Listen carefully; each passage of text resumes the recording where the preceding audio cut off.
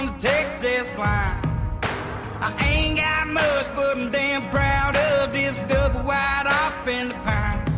I'll do whatever it takes. I'll go to my grave, protecting me and mine. So you better understand, if you step on my land, I'll leave you where you lie. Let the wolves cry.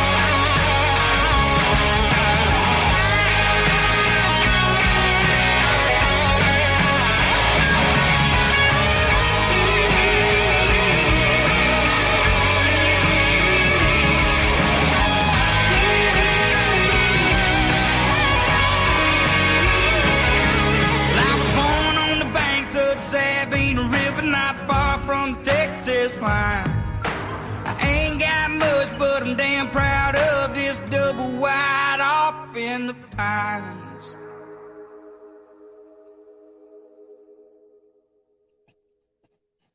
Morning, everybody. Good morning, good day, good evening, wherever that's working for you. Happy Fool's Day.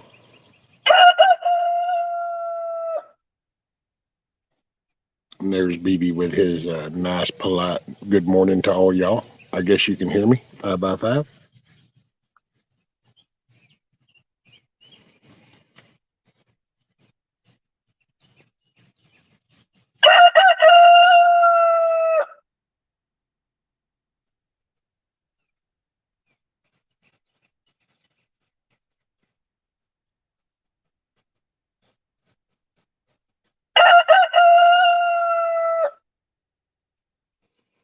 Cool. So let's see, we got some random dude, Kiss Off, Prepping Artist, Tactical Mayhem. There's Miss Nikki.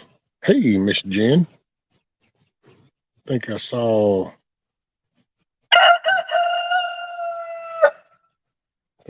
Kim earlier. Miss Kim, so yeah.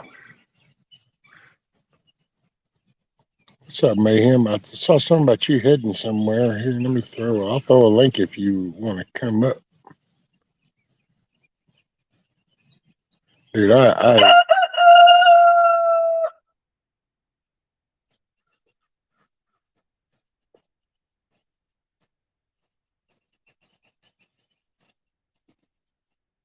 Hey, morning, Mad Shad. Greetings from the Erie Coast. Hey, morning, Spotted Rabbits. Miss Amy, Miss Mare.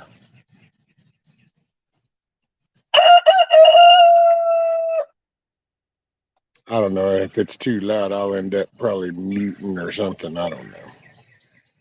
He got a little bit of a tood. I don't know. I figure he's a rooster in puberty, so he's acting about as intelligent as a teenager.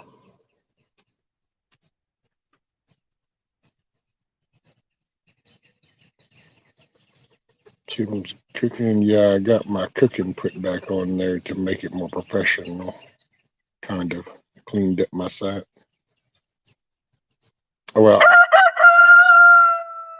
I don't know, Miss Kim, but I guess I must have missed something. But I'm sorry, I don't know of anything connected to your name or anything about you that would have been ugly or anything other than polite and friendly. So Hey, Mama Red. Was that a name? Did I just see Mama Red name? I sure did. Oh my goodness. Oh, and there's this, and there's Matt. What's up, buddy? Morning, Mr. Hans.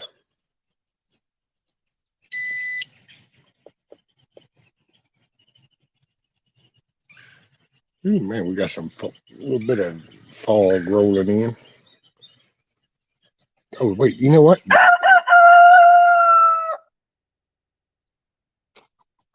Hey, man, it's still early. Dude, I sat there in StreamYards and I did the little invite thing and I hit that copy button to thing, and then I've just been sitting here talking. I never even put nothing out. Huckleberry.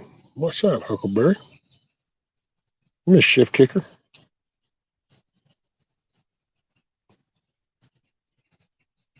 I don't know, man. I just kind of.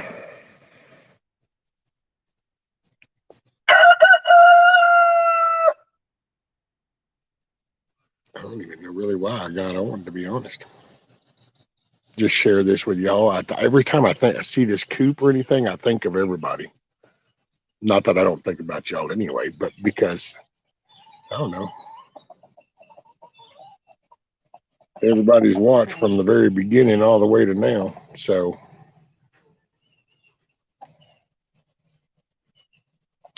she walked outside the door. See, they can hear the click of that door. That's why they're doing that.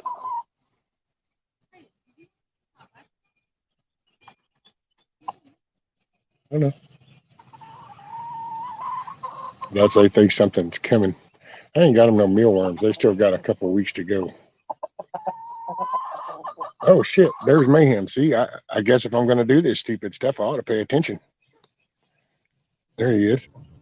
What's up, buddy? What's up, man? Man, Can't even. You too poor to pay attention?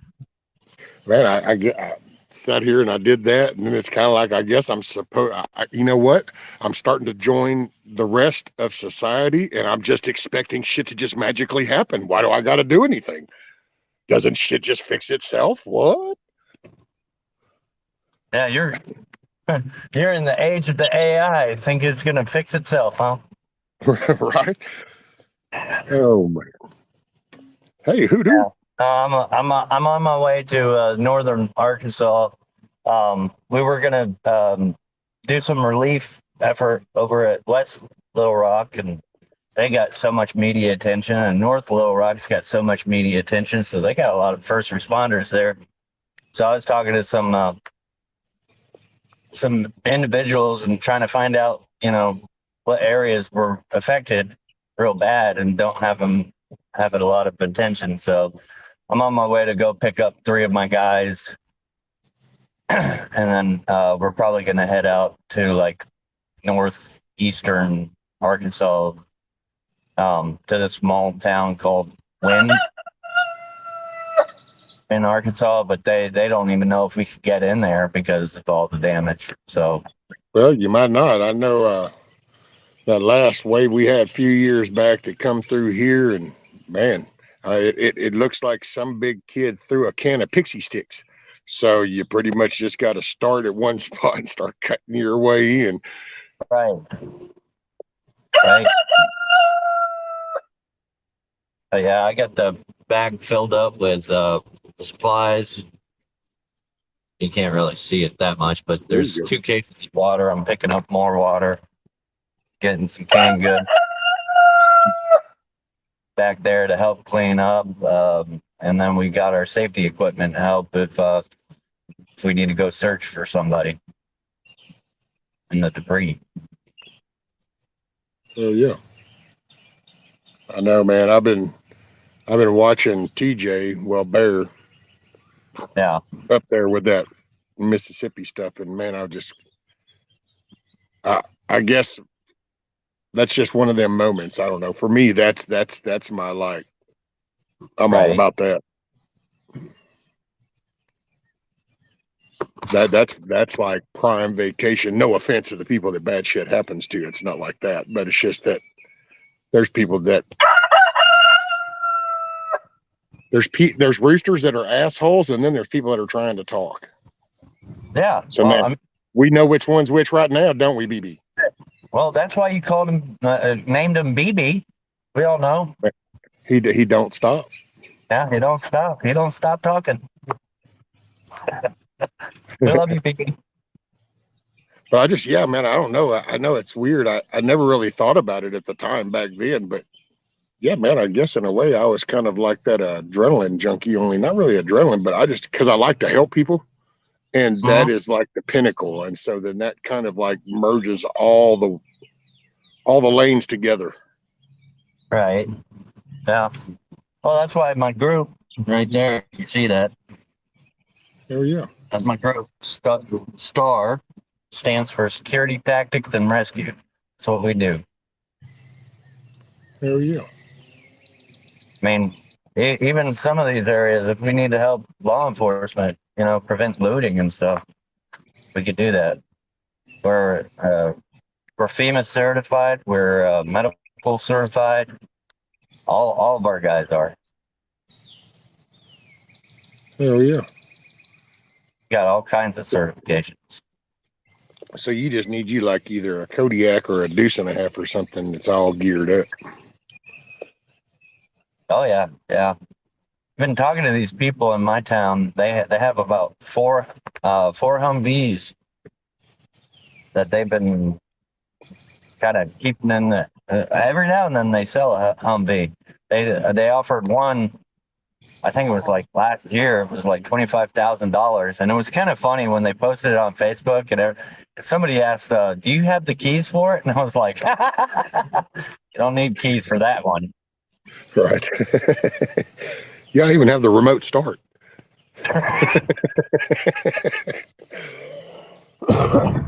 Oh, Well, you might. I mean, I know it's not too far out of whack though. But I'd say, if you happen to feel like shooting an email, shoot one to Texas Forestry Service yeah. because they that's where a lot of our fire departments, our little volunteers in the rural areas, that's where a lot of them get their, because the Forestry Service will just pass stuff off pretty quick, and it's all in pretty good shape. Yeah, we're also trying to secure a contract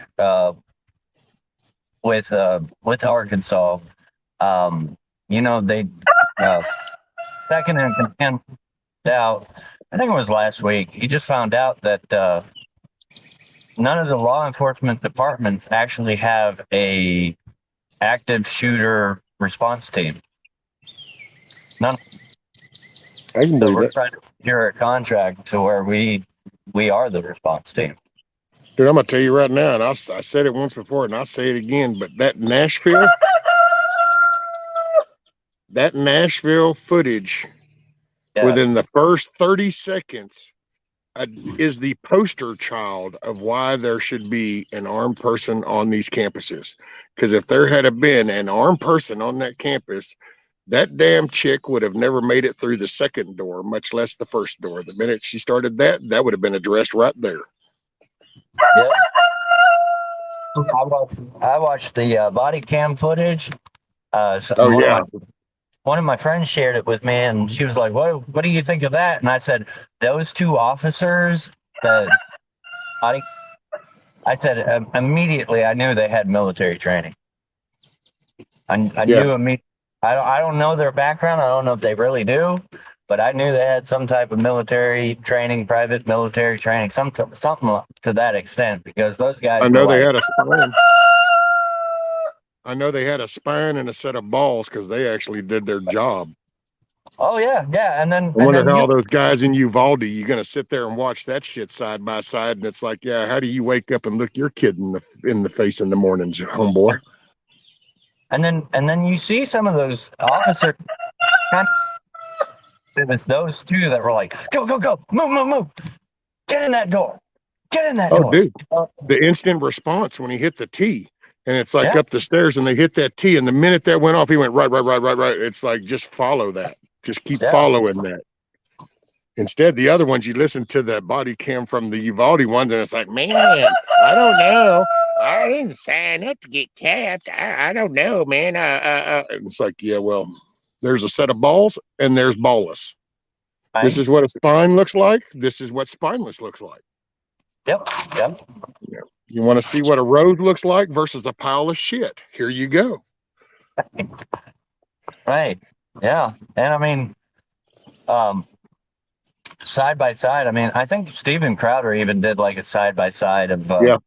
Uvalde to Nashville, and it took police officers in Nashville 10 minutes to arrive on scene, and once on scene,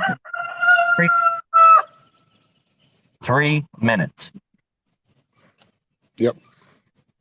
And dude, I mean, it's like, because if people haven't seen the body cam, it's worth watching. If nothing else, it really will set the tone of just the move of that they did. I mean, from the moment that dude pulled up, not to mention, like I'd heard somebody else point out, you got to notice the blue jeans, which means those are not just everyday patrol people.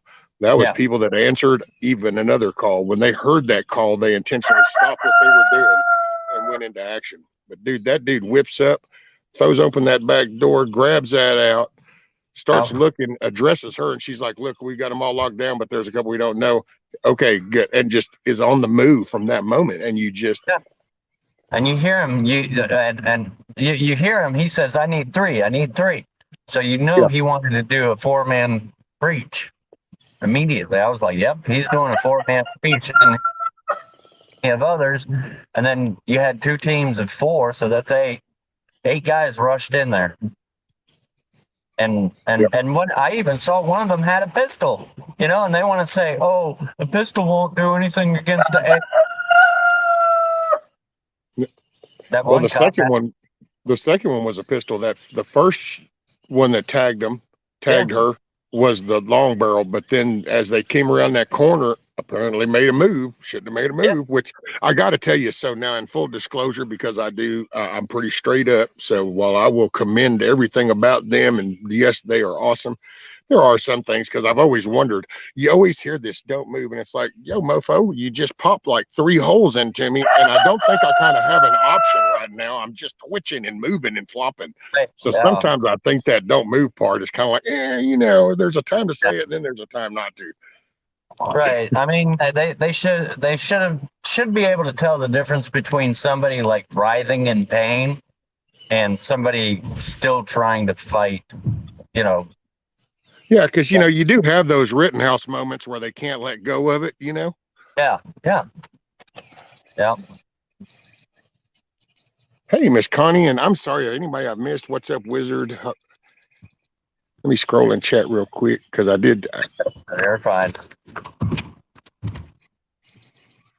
I think I'd said more. So if I haven't said, hey, Mr. Durrell, if I haven't said morning to you, so I'll say it now. Morning, good day, good afternoon, good evening, wherever it's working for you. And speaking of that shooting, anybody that lives in a big city, near a big city, or anything like that, you guys watch out today. Gateway Pundit put out an article that talked about the. Really, dude? Okay, now that shit is just about getting a little too far. You're gonna come stare right at me and do it. He did, dude. I don't want you to look at your phone, but if you had to look at the replay. When he just did that, dude, he was standing square at that door, looking straight at me, and stretching his neck out, even right towards me, like. He's challenging you. Oh, dude, he's been here these past couple mornings. I have a feeling I'm going to have to pop him again, and I kind of hate it because I always get afraid. The last time I thumped him, I even told the missus, I go, "Oh shit!" I said, "I don't know, man." It kind of made me worried. Didn't know if I did that too hard or not. Nah. I've never thought about that. That's not usually my take. I try to prevent you from touching me, because the shit's I ain't got. Look, man. Careful, don't touch that switch. No, really, because that switch, no. See, I can't control when you flip that switch, man. Shit goes south. Well, when he flipped that switch one day, dude, I bounced him in that damn coop.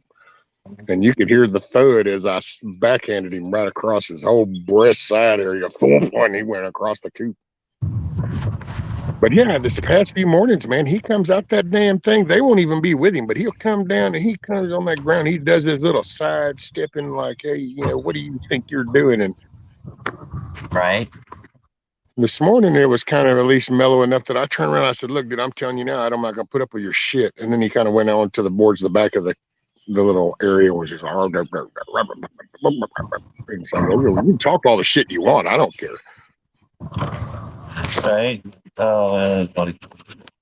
And sometimes I think he's a bully in a way because see that like that one that's right there next to him. That's see if I can put my finger. This one right there. Oh yeah. That's Louise. And so Louise is a lover. Louise, I could open that door right now. Louise would probably come over here to damn near try to get up in my lap. She just wants to know what I'm doing, what am I messing with, and right. The other ones get curious, but she's well, dude. Sometimes I think he's a dick just because she does that. Because it's like then he'll chase her around, and at first I thought he was just getting a little nookie, but it's like sometimes I actually think he's a jealous little dick.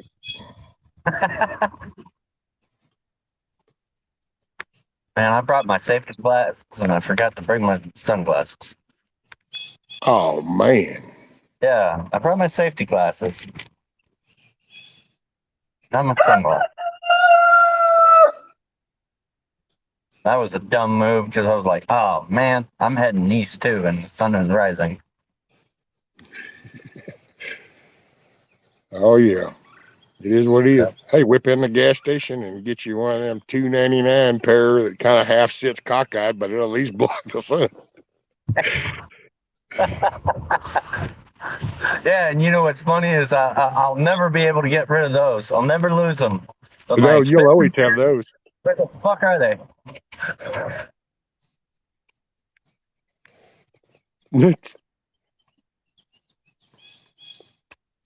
Hey, Wizard.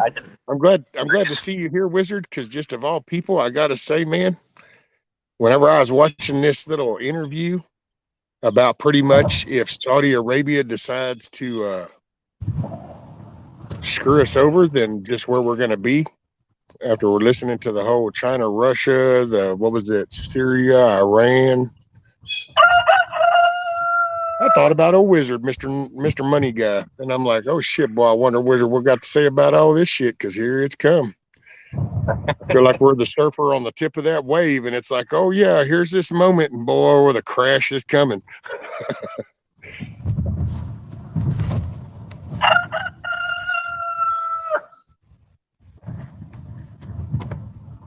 I can kind of do that. Let's see. Miss Kim says, are they not 1% of the population? Really, dude? That man. Are they not 1% of the population? Why are we letting 1% scare everyone? Well, see, here's what just my quick 2 cents on this is what's happened is everybody started thinking about making chicken noodle soup.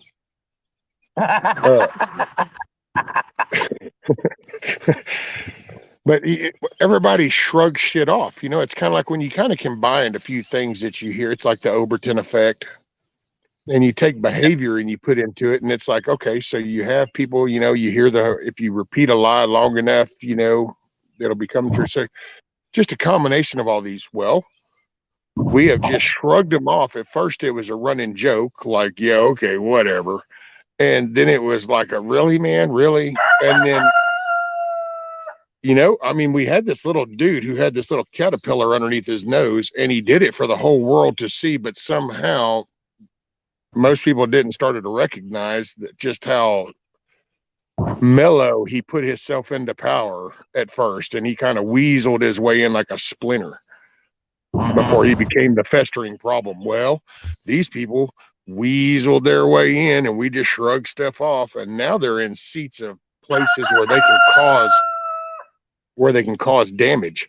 DAs, judges, bookkeepers, auditors, agents, and then now they have backing on the political end. And so, because I still say your deep state, dude. Your deep state is like all these agencies and all the staff in these agencies. There's your deep state, because these people are not elected. They have no tie to any nationalism. They're like sitting in the creme de la creme spot. It'd be kind of like you work for the Secretary of the Treasury. Well, if you ever were interested in banking whatsoever, you are pretty much at the pinnacle of it all because you now get to run the country. Well, Right. if you're the little secretary lady and you're listening to old Janet talk some shit, but yet your little group's got some input, then you do a slight change to the wording of this next speech that they're going to give or this next little announcement. So they shift shit, dude. I've got to say, one thing I've learned this past good few months watching these hearings is I've been watching all the background shit. And that's, to me, it's just, and so I think right now we're like, that's why people got so scattered to the part to where shit, man, they're zoning in on the Bigfoot, the aliens, every distraction, but right in front, because it got so crazy and the switch got flipped. And all of a sudden it's like, wait a minute, what the hell? It's like, yeah, well, now they're the DA and yeah, they are letting them out and yeah, they're locking them up. This is really happening. Yeah. And now people are like, wait, what? And it's like, yep. Yeah. And I'm just as guilty shit, man. I just hit a lick and did my deal. I never paid attention. And then I'm sitting here. It's like the shit that's right here with the little people you think you know, only to realize that, oh, no, they're quick. If they're the ones sitting in power, they're all for it. Well, that changes all kinds of perspective. So I don't know. What's your take? Hey, morning, Gardner Josh. Hey, there's Gardner Josh. What's up, buddy? Oh man, yeah. Yeah. That's why they keep they keep throwing stuff at us to be distracted, and they throw. It's just amazing how divided we are, like in everything, religion, politics, flat earthers, and it's just something to distract us all the time while they're doing little shisty stuff in our faces. And the ones that are actually paying attention are like, oh my gosh, we need to do something. And then they call us conspiracy theorists because, they want to negate us as being logical and commonsensical. And I think I just made commonsensical up. But morning, G-Maw. G-Maw said the pessimist in the house. Yeah, I'm not a doomer. I will tell you now, this dollar thing, and I'm not a money guy by any means. Shit, dude, I totally sucked at my budgeting throughout my life. I'm not the financial person by any means. If you gave me $1 million, I'm going to probably, if you catch me in about a week, I'd be standing there with about $100 or something, or maybe 1,000 left. And you'd be like, wait a minute, what the hell? And then you're like, well, and then there'd be this string of people that would just be behind me going, yeah, they kind of, is what it is. I paid those taxes and went ahead and paid that electric bill, and I'd just do stupid shit like that. I had to catch up on this, and I had to catch up on that. Yeah. But I will say, man, because it's like between several different people and listening to their take, it's like, okay, I'm not a money dude, so all this money marketing and blah blah blah blah whatever. I'm a basic dude, so. And if you've got a lot of people kind of going, okay, look, this is how this kind of works. So back in the 70s, we kind of hustled to deal with OPEC that we would become the world US dollar was going to be the currency used to purchase oil. So we're going to all make this deal, but don't tell nobody. And so we do this, and then we become the world economy, the world, dollar. See, I'm understanding this even in my little redneck way over here in East Texas. I'm getting that. It's like, okay, I got it. So you're the currency. We're the currency to flow. And then all of a sudden, now that you've provoked enough fight and you have acted so retarded on the world stage that we play our little group shit going, oh, Biden is potato head. But think about the world stage, dude. And that's what I said a year ago. The world stage is watching us, and dude, I'm sorry, you watch Russia and China start to buddy up.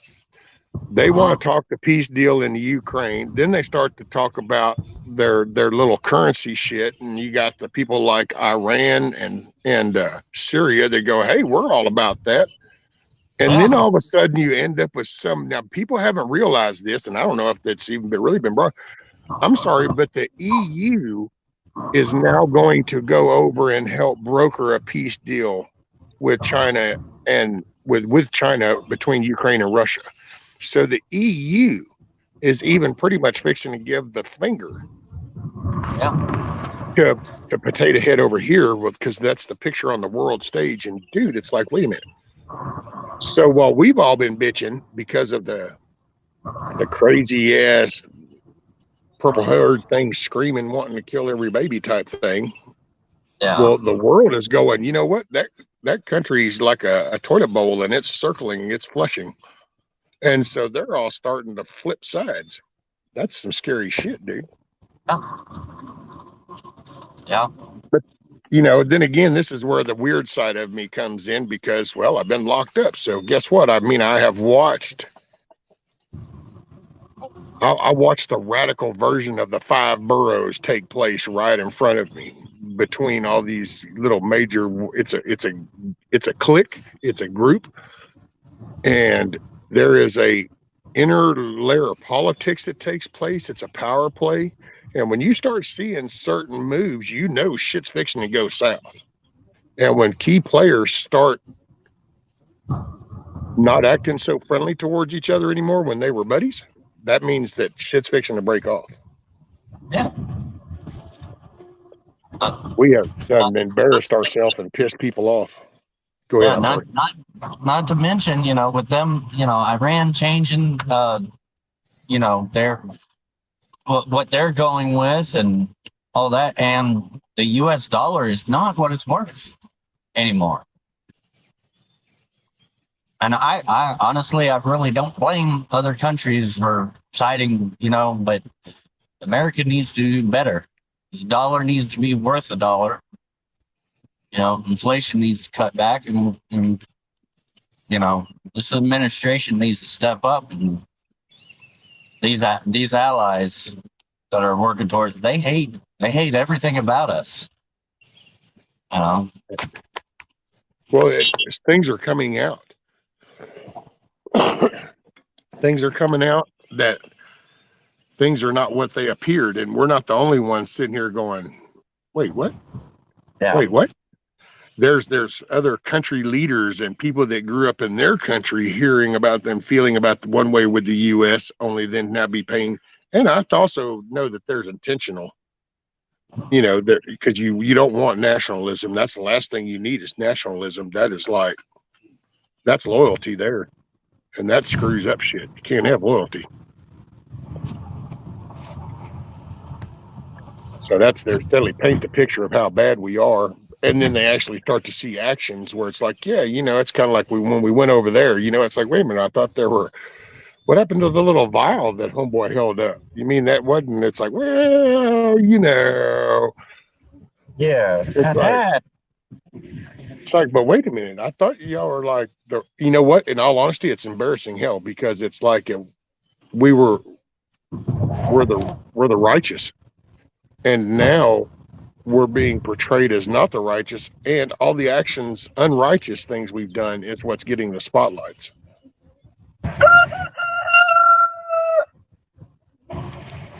What's up, Huckleberry? I think I said that. Man, I don't. Hey, what's up, Mr. Ross? And I will say Gmaw, because I know Gmaw, because there's nothing you can really do other than, I will say, I want to just start to encourage people. So who knows how many people would unsubscribe?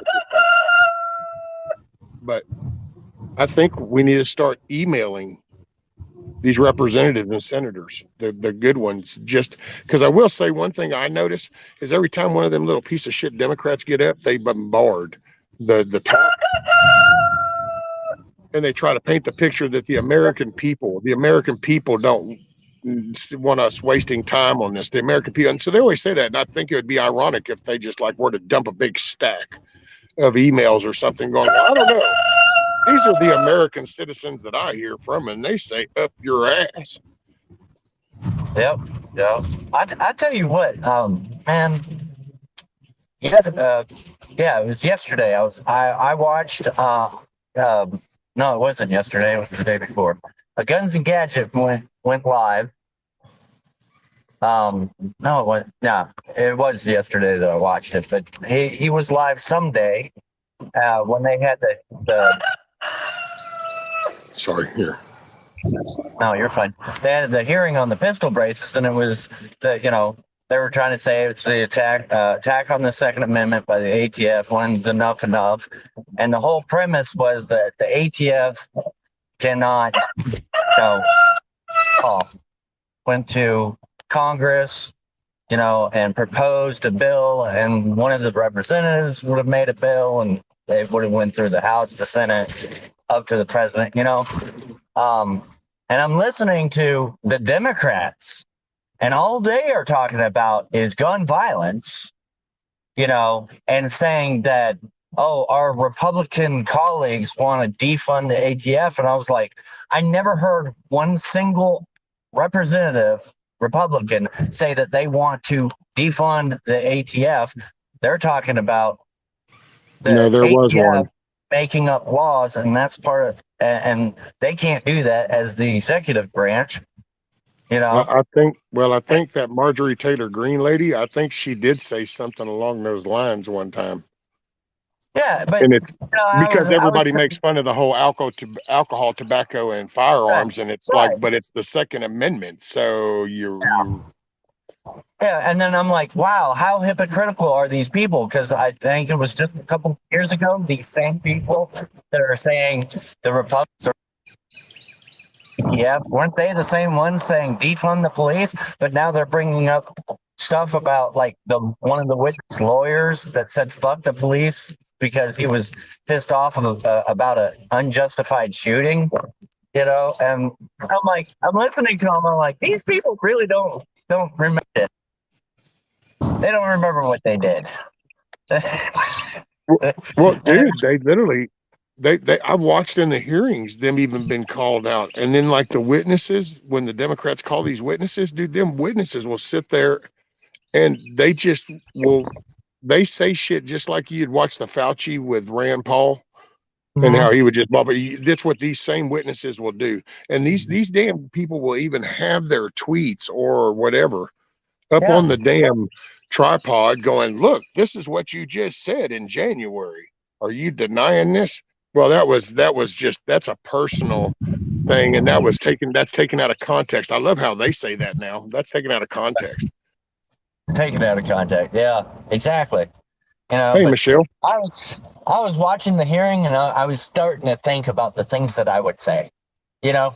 One of the things I would say as a Republican representative, I would say, the ATF cannot do that. They cannot make up a rule or a law without it going through Congress, because they're the executive branch.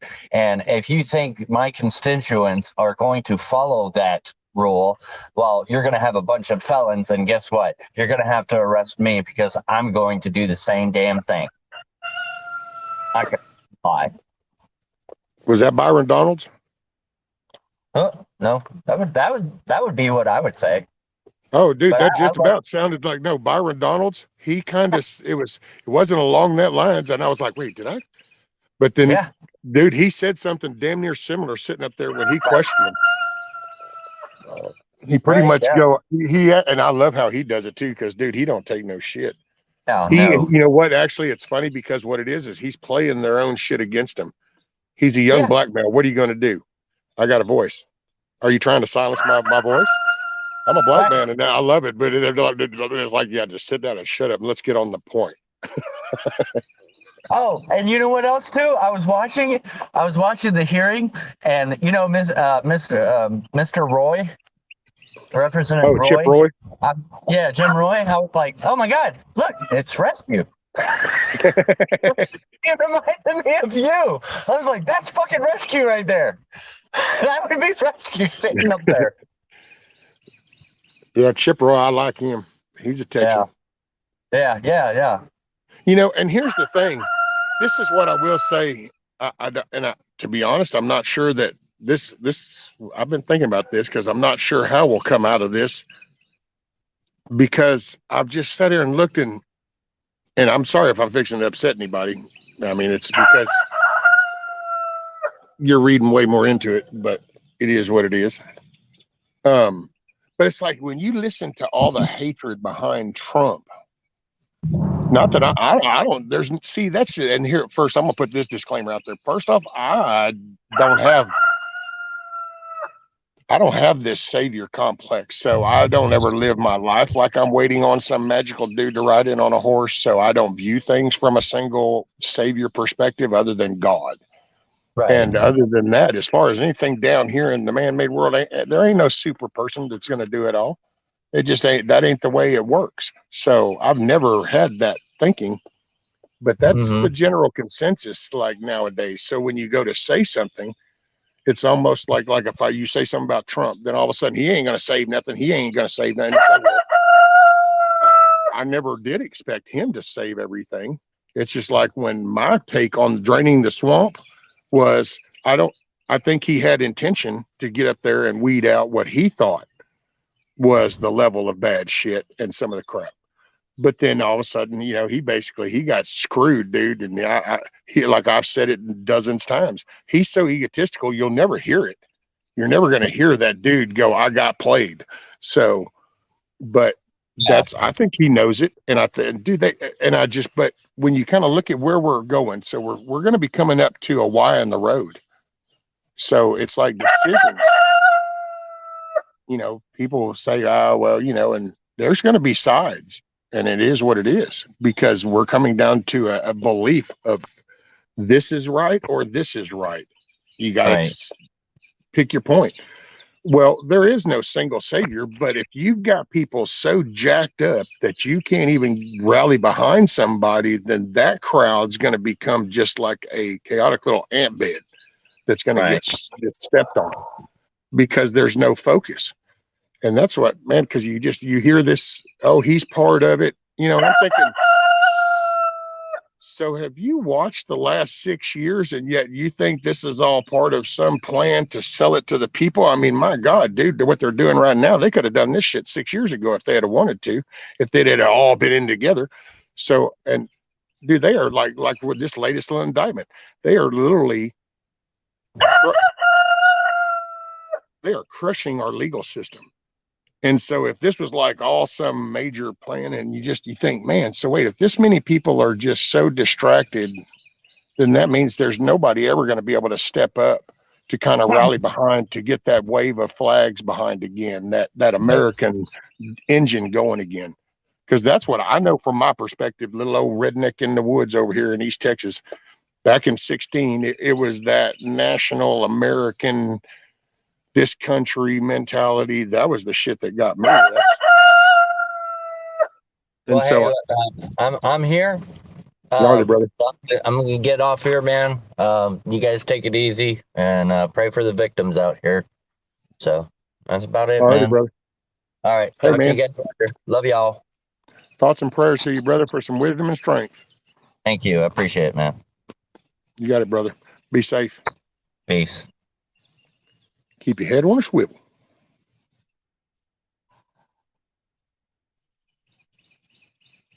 Okay. Now y'all are stuck with me. Oh, yeah, that's pretty cool, isn't it? You can kind of see the little bit of the fog that was going through the woods. No, that's some branches I cut down. There's a pile of branches.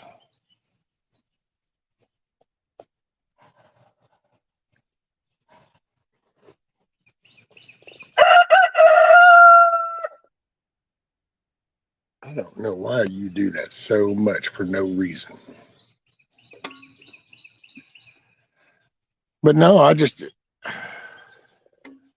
because I do, you kind of wonder, man, it's just sometimes,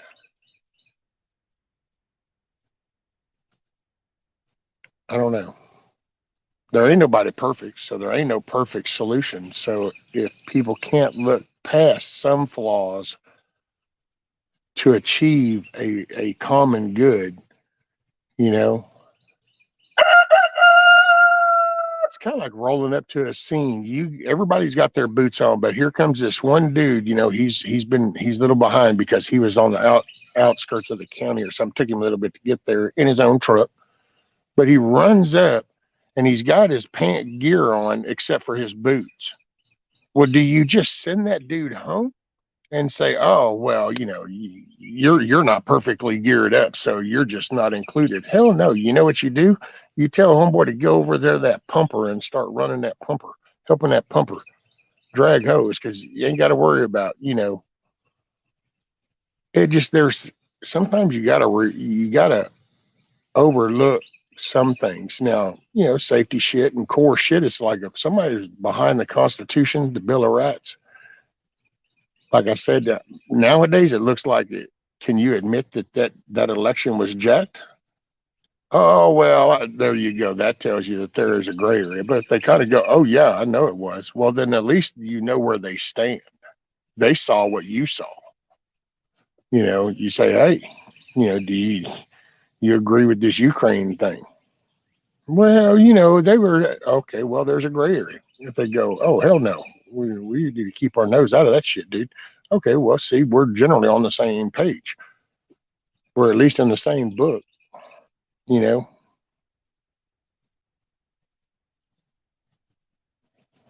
kiss off. I know, see that? I got to say, I was looking at the screen and I was like, damn, that does look pretty cool right here.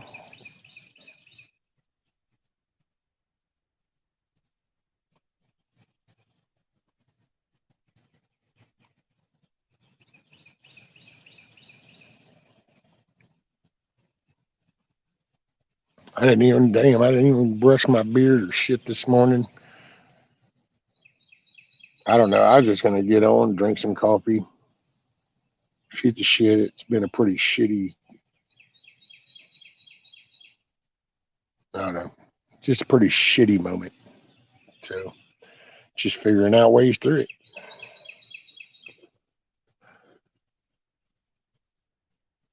Because you got to, man, I don't know.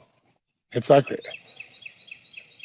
and I got to say, you don't know where some people fall when they start criticizing some. It's like, wait, are you doing that intentionally, or is it just out of kind of a naiveness, or because there is intentional shit happening,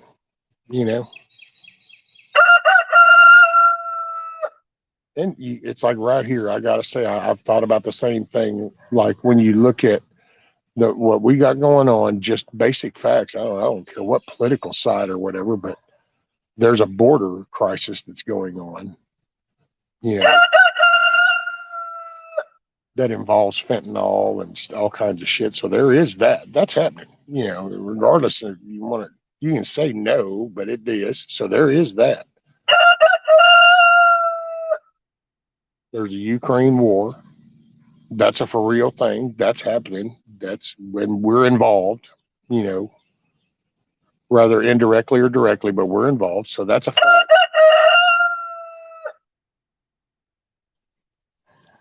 We have inflation problems. Our inflation is going up.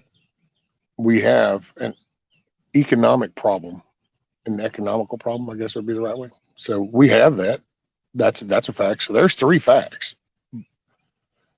That part of this little group here, I made a comment about, given that these things are happening, I rattled off those 3 things: the economy, the border, and possible World War III. What I got answered back was, oh, I'm not going down that rabbit hole. And it's like, what's a rabbit hole? That's a fact.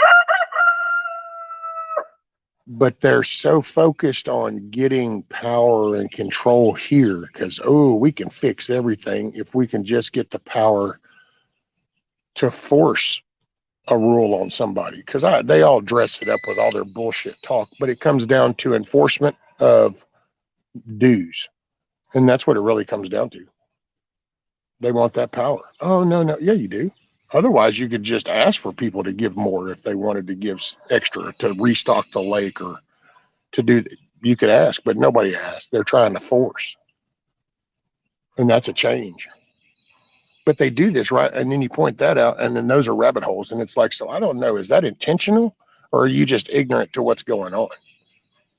And then when you take into account that the person actually said that to me, if I'm not mistaken, I think their family member was one that was tied into the J6 thing. So I kind of laughed and told the missus, going, yeah, you know what? Up until now, I kind of was like, damn, that dude got hung up in that. Now I'm kind of starting to go, well, I don't know. Did your supervisors just send you down here to see if you can get you a Gretchen thing going down here or something on Abbott? So we're some little East Texas little spot, and you're going to try to work your little, look at me, I'm one of them. How can you deny the border shit, dude? How can you deny inflation? And so then what's your intent? Why are you trying to go at people about dues when you know inflation is going up? When people are fixing to be suffering, unless you either are ignorant to the fact that that's happening, or two, you don't give a shit because you feel holier than thou. That's why I just left them going. I think it's a good time to maybe promote gardening and shit. Dude, this little old place would rock. This little area would rock if you could get these fucking people back on a moral compass, work together, try to get along. You know, people that live a little shittier might want to, they would feel a little better about cleaning shit up.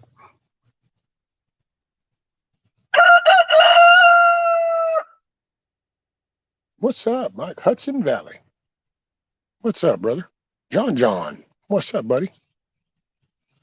Morning, sir. Prepping artist. I'm in Texas. I am in Southeast Texas.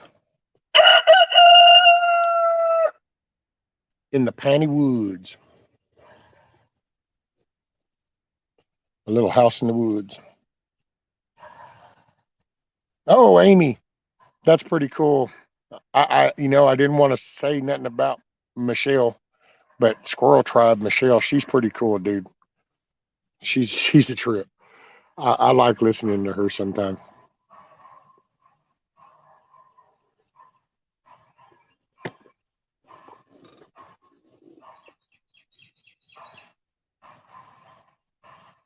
She cracks me up.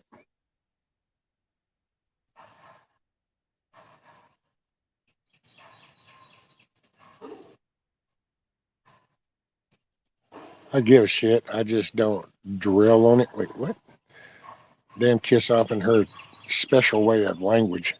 I don't drill on it. I ate out of a can before. I went without lights and heat, but I'm damn well here now.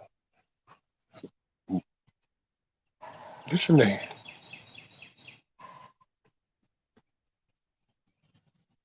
I don't know if that was him or if that's one of the hens doing that little purr and shit or something. Oh, do y'all hear that woodpecker?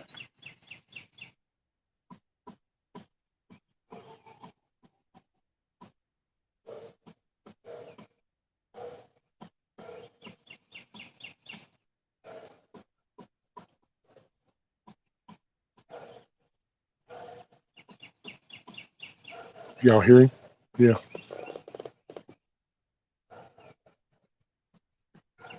Oh, really do?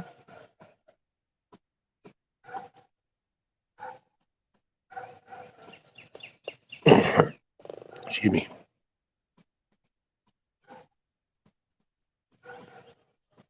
Oh, you got it, Miss Jean.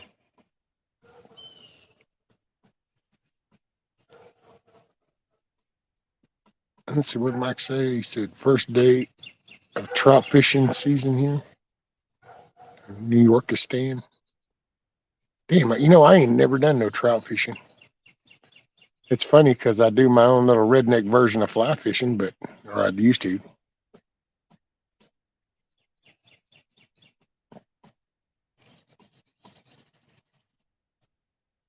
Oh boy, Miss Kim, if I got a treat for you then, because I got a project coming. So, see this tree right here? where I'm pointing. See that tree right there? So that tree is going to be coming down over the next week.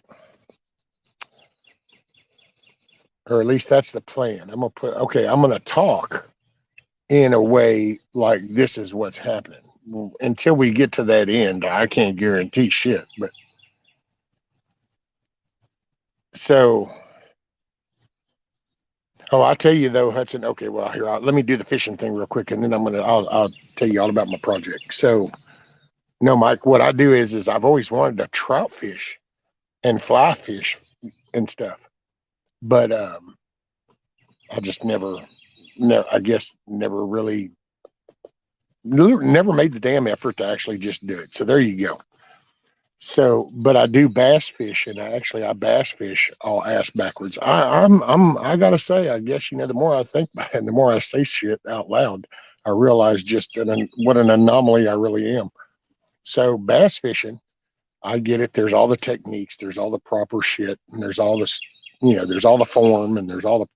That's just not me. So, but I do a half-ass redneck version of fly fishing when I'm bass fishing.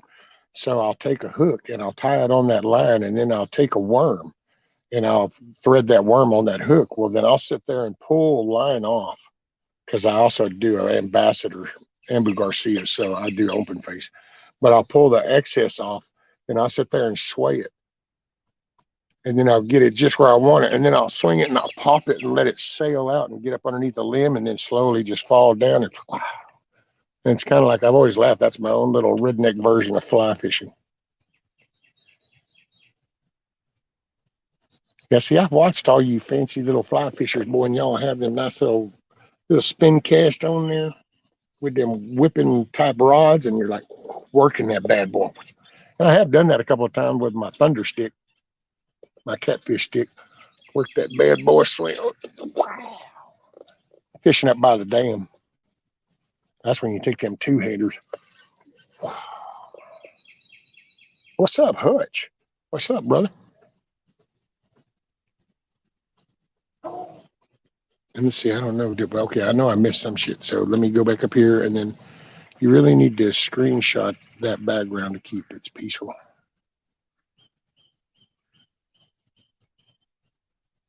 Well, here, I'll tell you what I'll do. How about I do this? I'm going to back up, and you can screenshot it. Well, I mean, I don't know. I think you'll have this ugly-ass building. So there you go. You can get you a screenshot.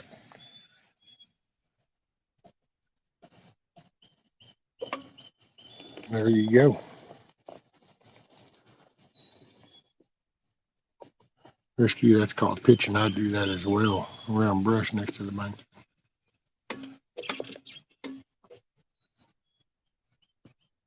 Right, you are a trout fisherman, you just don't know it yet. That's, I figure. I think I can get that.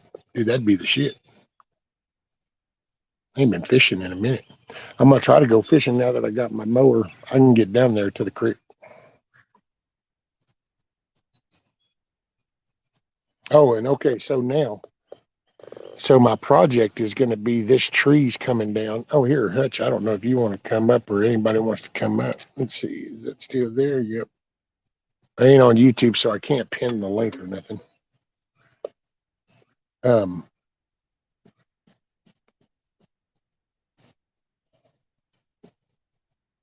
Anyway, my project is this tree right here. There's two shrubs, and I've already cut that. Well, remember the big burn pile I had? That was the tree that I'd cut down over there, so it's now a stump. I'm gonna take the grubbing hoe, and I think if I sit in my chair with that grubbing hoe, I can kind of put my elbows on my legs for support, so I ain't putting too much tension on my spine. And I'm gonna sit here and try hitting down like that and working around the outer diameter of that root ball. Maybe I can chop through some roots, and then I'm gonna wrap a chain around that shit and hook it up to my mower, and we fixing to get cray because the shit's got to come up out the ground, because that's where I want to do my garden area. I want my garden area in the front. I was going to do it back here, maybe in a year or two or whatever. Who knows if we make it that far, but that's more practical for me. I can get there when it rains. I can make it in my chair. And so all that shit's good. And so I just need to get it up there.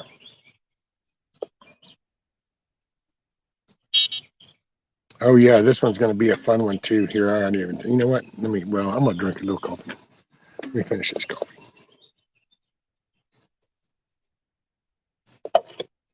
Let's see. We're going to unplug this. I had the power cord hooked up so it wouldn't go dead like it almost did the other day when I looked up.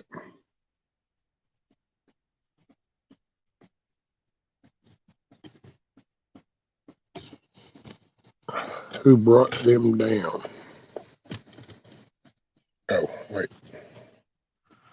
Okay, so here we go. Take a ride over there.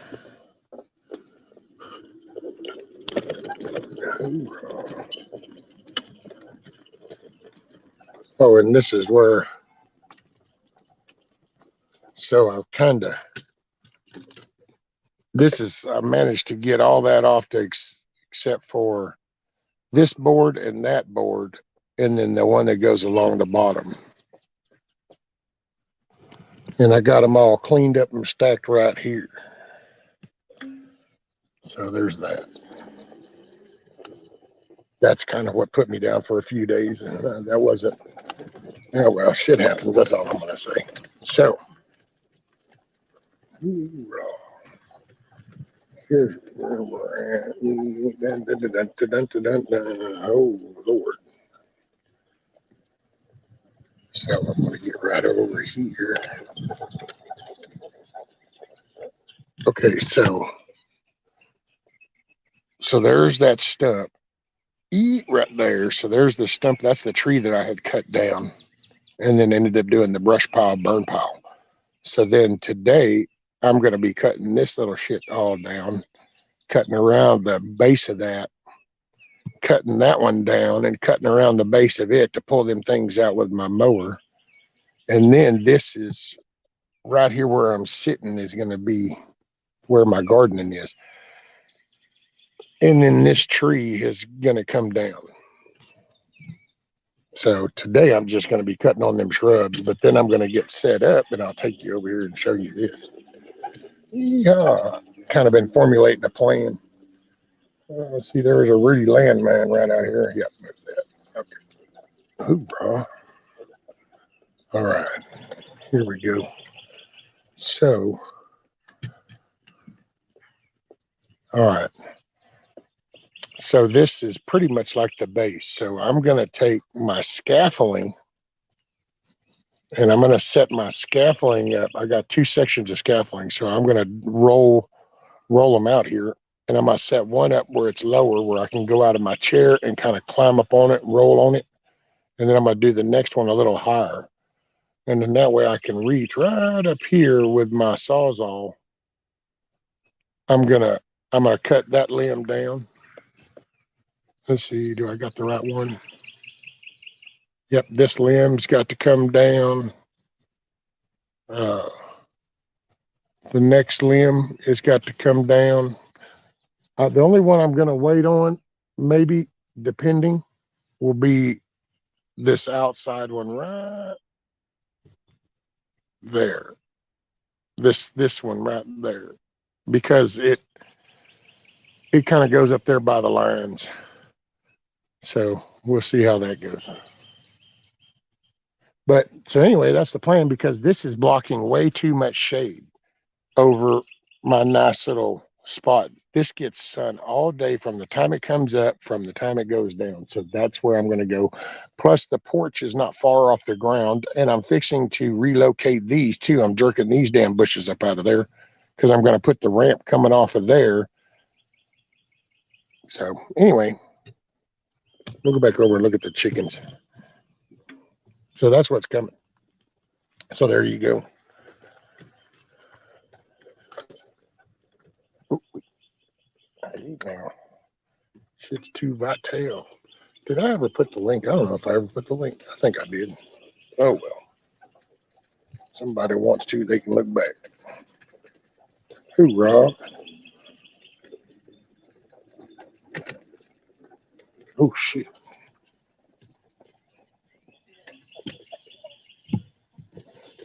Okay. Here we are.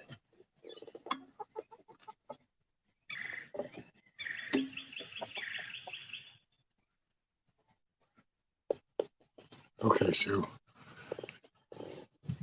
Yeah. Bam. Okay, that big tree. Oh, Thanksgiving. Yeah, I always loved it, but it's well. There's appearance, and then there's usefulness, and it ain't being useful right now. Especially if you keep using that chair like you're gonna wear it out. Well, that's. Hey, look at that boy! Holy schmoly, man! All righty, so this is when you know that it's April Fool's Day. I have the one and only Mr. Mike from Hudson Valley, from Yorkistan himself. What's What up, up, sir? everybody? How you doing? Hope y'all are enjoying your morning. Saturday, first of the month. Yeah, That's it. buddy. Yeah, buddy. We're gonna have a quick smoke here. Give you a holler. Hell It's yeah. looking a little similar here in upstate New Yorkistan, except it's raining like a bitch up here. Oh, It's supposed to damn. be 70 degrees and pouring rain today. Well, we're going to be around the 70s, but the rain's not, I think, for 2 more days. Cool. I'll stop the movement in this camera in just a second, everybody. I don't want anybody to get sick out there. You get car sick with me running around with this thing, doing all this. This is no fancy Livingston Man GoPro.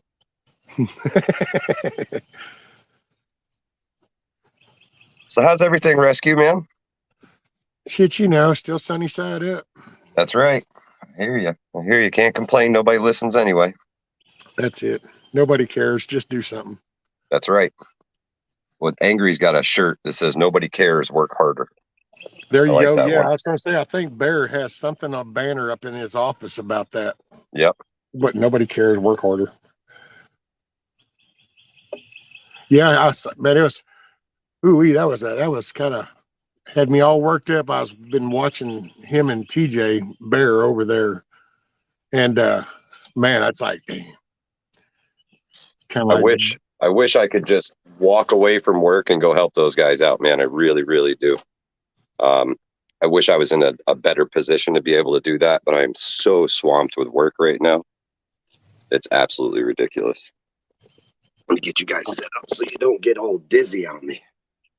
oh hell, they follow me doing all kinds of shit. Hell, I think I stroked out a few. They told me that I still get chewed on. Watch, I was fixing to get chewed on again, but see, you distracted them, so I didn't have to really pay attention to that ass chewing I was going to get, because they're all going to stroke when I go to cutting on that tree. That's a big tree, bro. It's just another piece of wood. No, that one there, I think it's a type of pin oak. Okay.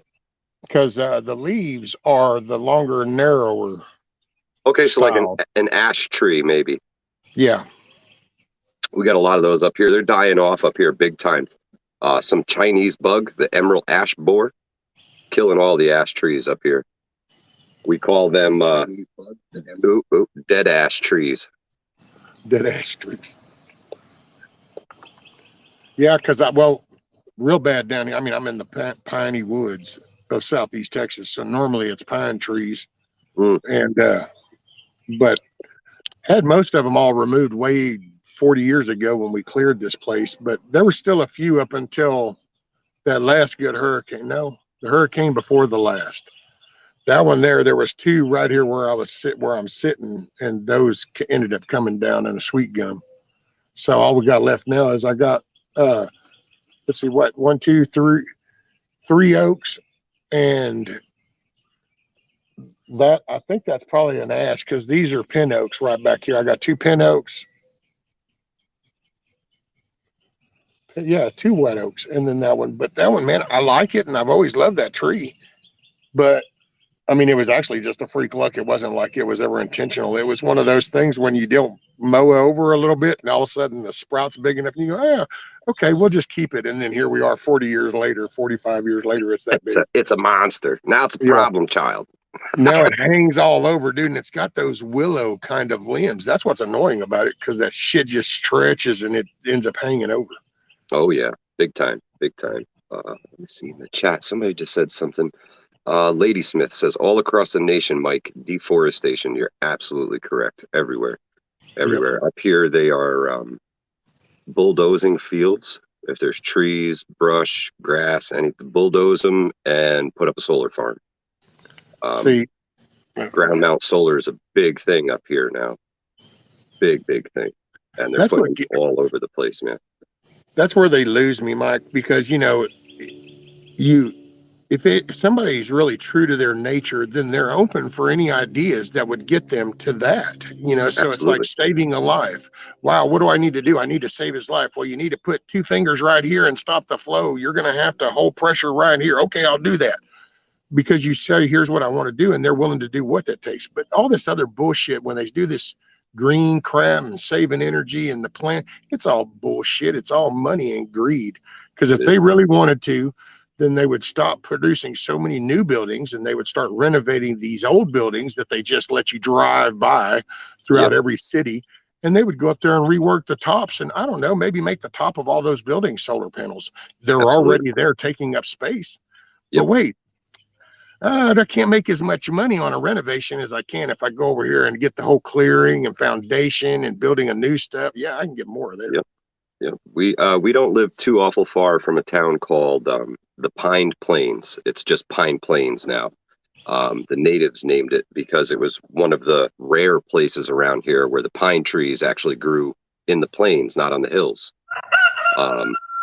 You can actually find some information about the town, the Museum of Natural History. We have a mountain there that is basically just a debris pile left by a glacier that came down the valley and melted there.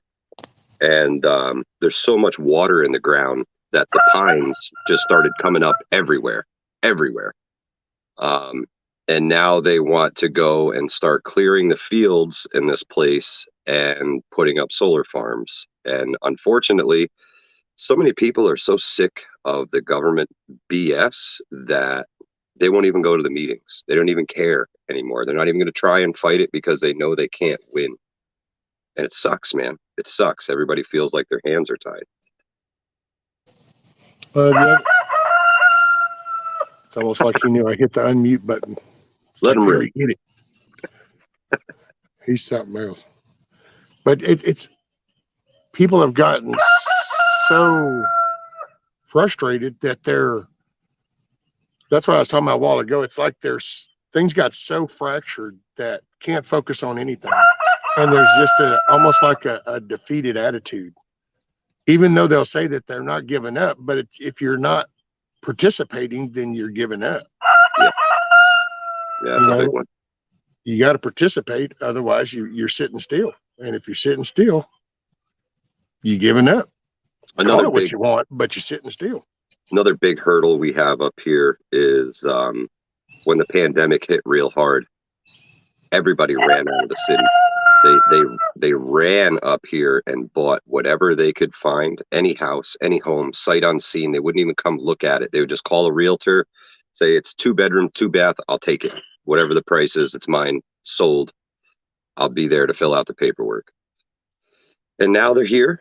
They've been here for a couple of years, and they see the way things are run. And if they haven't packed their shit and ran back to the city already, they're now running for political office wherever they can to try and change upstate New York and turn it more into the city.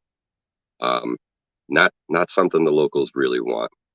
I've seen a couple cases where folks from the city will get elected town supervisor for a couple years. Next term comes up and the town folks have rallied and said, you know what?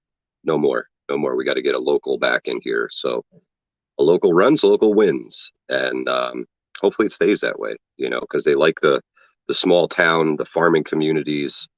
That's what I'm surrounded by, small town farming communities. You know, I'm only 2 hours from New York City, but this is the breadbasket of New York. So we try to keep it as, bread baskety as possible. People got to eat, man. People got to eat.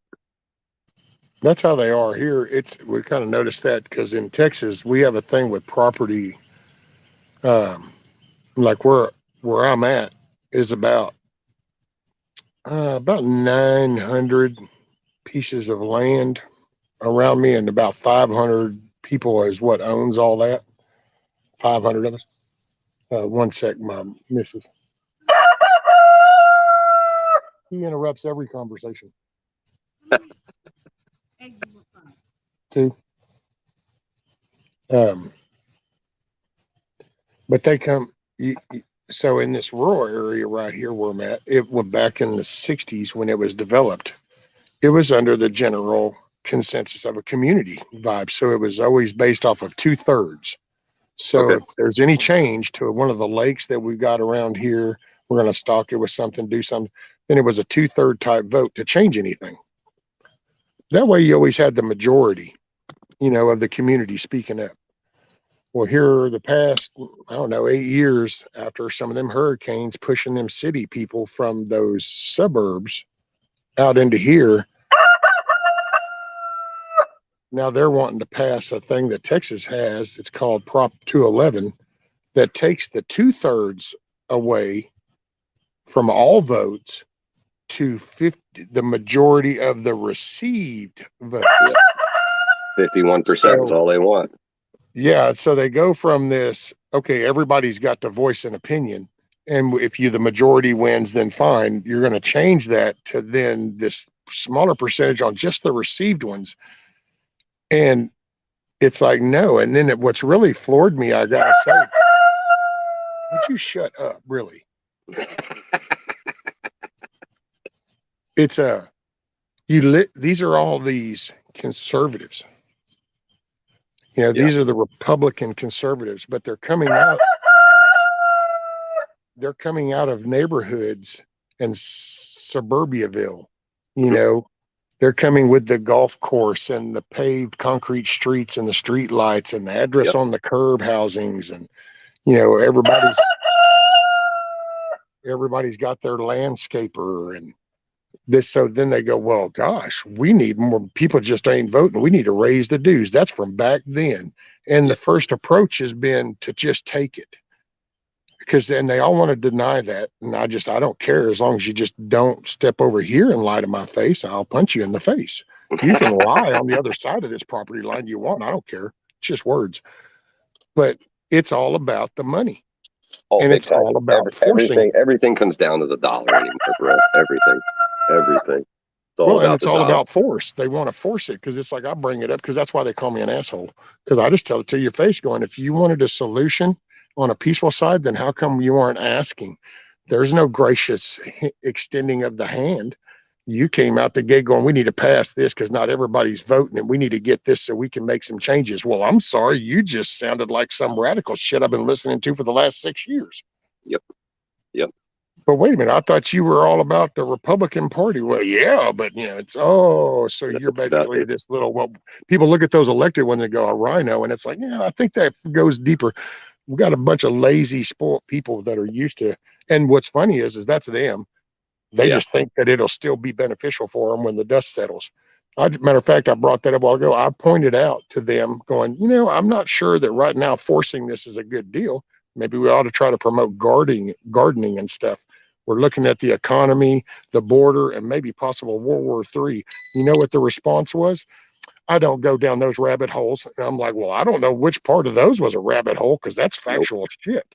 Yeah, you got to, community gardens seem like a great solution right now, Rescue. Community gardens, the more the better, Oh, dude, man, I can totally envision this right here. And I was like, man, you know what? If we got people involved in gardening where they're at, and we started pumping out stuff, we could end up with a place up there by one of the county roads, and we could build a stand, and we could literally be producing small produce on a smaller scale for this little county where I'm at. Exactly. And if you had a bunch of counties that could do that, all the better, man. All the better.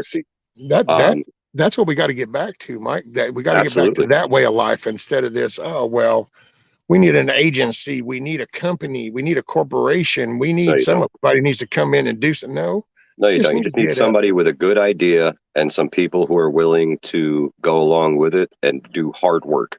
Nobody Yep. wants to do the hard work anymore. Yeah, Yeah. there's no glory in rototilling a fucking field. I Although it hate to looks say it. badass when you're done and you put the work in. Yeah, but the satisfaction that I would get when I was done is one thing, but most people look at it and they're like, "Oh man, that's a lot of work. I don't want to have to do all that." It's like, well, what do you think? You know, the farmers do it a little easier because they got the big tractors and the big equipment. But yeah, man, it's. I think if the prepping community as a whole can push community gardening this year, I think a lot of people will be in better shape come this fall when we can push canning and teach everybody how to can all the things that you've been growing all year. I know I've got some great gardeners up my way, some incredible people. They're master gardeners, master canners. And I'm going to see if I can get them out and work with them, maybe find a farm that's willing to give us a small plot of land that we can do a community garden on. And really see if we can get the ball rolling, man, because I think it's really important. Food is everything. Food and water. Without those two things. Well, taking those and working with that, you start to reintroduce that social communication, that social fabric starts getting mended, because that's what's been fractured. It's been fractured with all this foo-ha-ha bullshit and what they go ease of use. It's never an ease of use. It's just going to make you lazier. Yeah.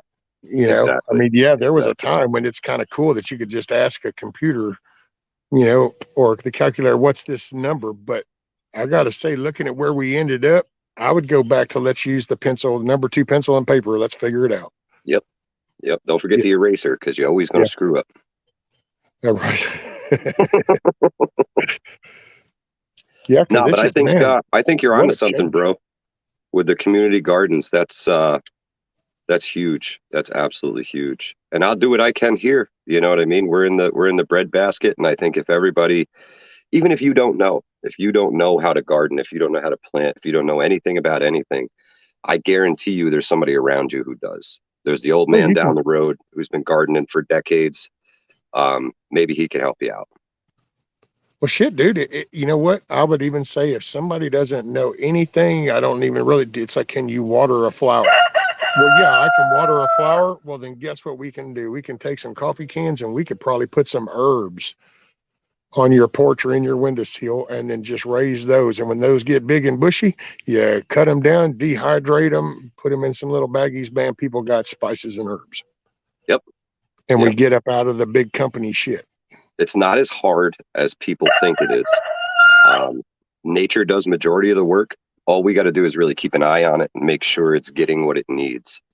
That's it. It's not that hard, guys. Just do it. Throw something in the ground. Watch it work, man. Watch it work. It's incredible. Plant the seed. That's it. In more ways than one, just plant the seed.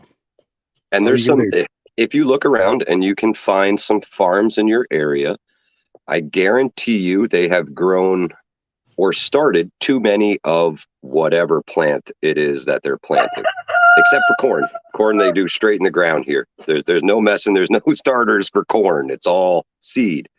But if you can find a farm that'll be willing to sell you starter plants, small guys, that's a hurdle you're already past. You put a little bit more cash into it if you're going to do that, but you get established plants. It's definitely more expensive than buying seeds for sure. Rooster's going off this morning, bro. Oh yeah, you got your timing down though. Dude, he the past few days he's been having a little attitude.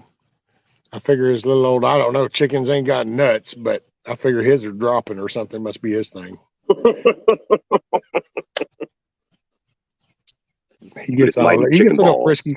Oh, he comes bailing out that door sometimes. He does sidestepping.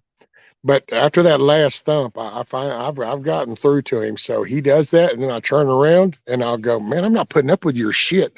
Homeboy will go back to the back of that coop, and it's like, that's like, listen, talk all the shit you want back there. I don't care. You learned them good. You learned them good. He sure Pure is blood good. prepper. What's happening, brother? Man, they've all got, they were so awesome. Nikki in between prepping is the one that hatched all 4 of them for me. Actually hatched 6, but only 4 survived. And out of those 4, 3 hens and 1 rooster. Awesome.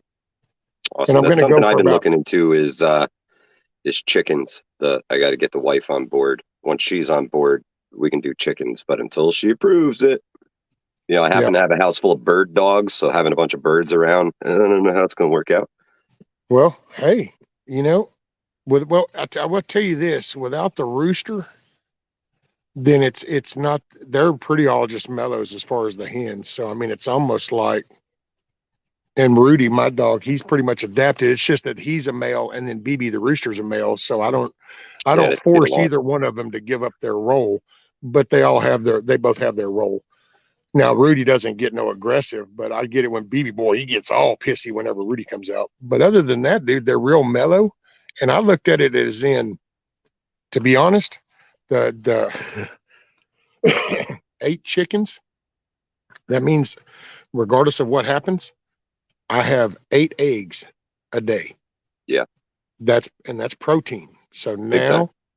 now, if I go, and around here where I'm at, I'm thinking, okay, so if shit just was like, that's it, man, we are like Walking Dead type shit. Dude, if nothing else, I've got my little protein of eggs every day, and Yep. I'll pop me a squirrel, I'll pop me, a raccoon, Steak and eggs, maybe, baby. but at least that's an everyday thing. And then I got to say, it was funny because Carl pointed out, oh, Camo Carl, back in the old days, chicken poop was gunpowder. Oh, They really? used chicken poop. Yep. Nitrate. Because as it, and he sent me a link of a dude that does it. There's a YouTube little video of them going and they're shoveling up That's the what I'm chicken talking poop about. ground out of the coop. And then he's going and he's sifting it with the water down. He's getting it to concentrate. Then either boiling it down until it's crystallized. And it's like, there's the nitrate. Holy So shit. there's another little back end purpose that you just don't know, but hey, That's a great freaking reason to have chickens. right. I mean, hey, Yeah. if you can participate into that part, if it comes down to it, Hey, let the chickens lead the revolution, brother. hey, them damn little dinosaurs were here before we started this little Wow. ball experiment. So I guess they'll be the one to help come in and fix it. The chickens. See, you thought you Dude, had everything, but you left us with the chickens. that's it. Yeah, because that when you think about it, they're easy enough to feed. Because if like right now, yes, I pay for feed and stuff, and so I do that. But if shit goes ba-boom, well, then of course I'm not buying feed. But then again, the environment has now changed. Yeah. So then I'm going to throw this fence up and they're going to free range because we're just going to be a little more defined in the rules at that point because everything else has been collapsing. So Yep. I don't know how to say that in YouTube friendly terms, but when that happens, there's a whole section of the environment that's then going to be altering and changing in different areas. And in rural areas, it's going to go Walking Dead kind of quicker because we're already half-assed there just in the way we think, because we don't have the traffic the cities do. And all of a sudden, you tell me that might not get no more and those little bad boys became thing. Oh yeah, you can bet. I'm listening for the undead growling coming through the woods because your ass ain't coming to eat on me or get my chickens, because it's like right now, people getting their birds jacked. Oh yeah. Those things are worth $50 to $75 a pop laying hens because of the way eggs and shit are. Yep. Well, all of a sudden right now the stores collapse in a hole together. Now what do you think your bird's worth, dude? We all talk about our canned goods, but don't forget about that shit that'll be walking around right outside. That's right. Food on feet. That's it. Dinner on the hoof. It's my favorite. Well, brother, I gotta get ready for trout fishing, man. Look at you, just rub it in. Yeah, I gotta go put my my 6-pound test on. I like the 6 pound because I can get it unstuck most times, and it's thin enough that the trout don't see it. My little tiny hooks. Oh yeah. Yeah, and a big ass night crawler. That's the trick. That's the Well, now trick. do you film it? Do you ever record yours when you go fishing? So the only time I've recorded fishing so far is when I went to Pulaski. We go up there every fall for the salmon run. The salmon will run out of Lake Ontario and up the tributaries to spawn and die. So we go up there, and that's the only time I actually fly fish is when I'm fishing for the salmon, because any kind of, you're looking at 15-pound test, monofilament line, that shit'll cut right through your hands if you get tangled up. And Yeah, I buddy. fished for them a few years that way. And then I graduated to a 10 weight, 9 foot long, ugly stick fly rod with a massive fly reel on it. And it's so sputter soft on the hands, that nice floaty line. You just flip it out there, and salmon fishing's incredible. There's a couple videos on the channel about that. They're way, way back though. Some of the first videos I put up. But yeah, this year I'll have to do some recording of fishing down by the river. Little technique, little tricks. But like you said, man, you're a trout fisherman. You didn't know it. If you're flipping and pitching and trying to get underneath those logs and hitting those little spots, that is trout fishing in a nutshell. Oh yeah, that's me. Yep.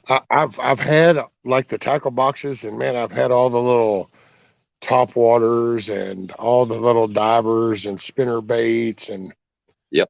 And there's times, I mean, I've done spinner baits, especially around here. You get white bass, they're running hell. They just hit anything shiny, so just throw a spoon in there. It's fine, Yep. But like when I'm out bass fishing, because that's usually my Zen moments.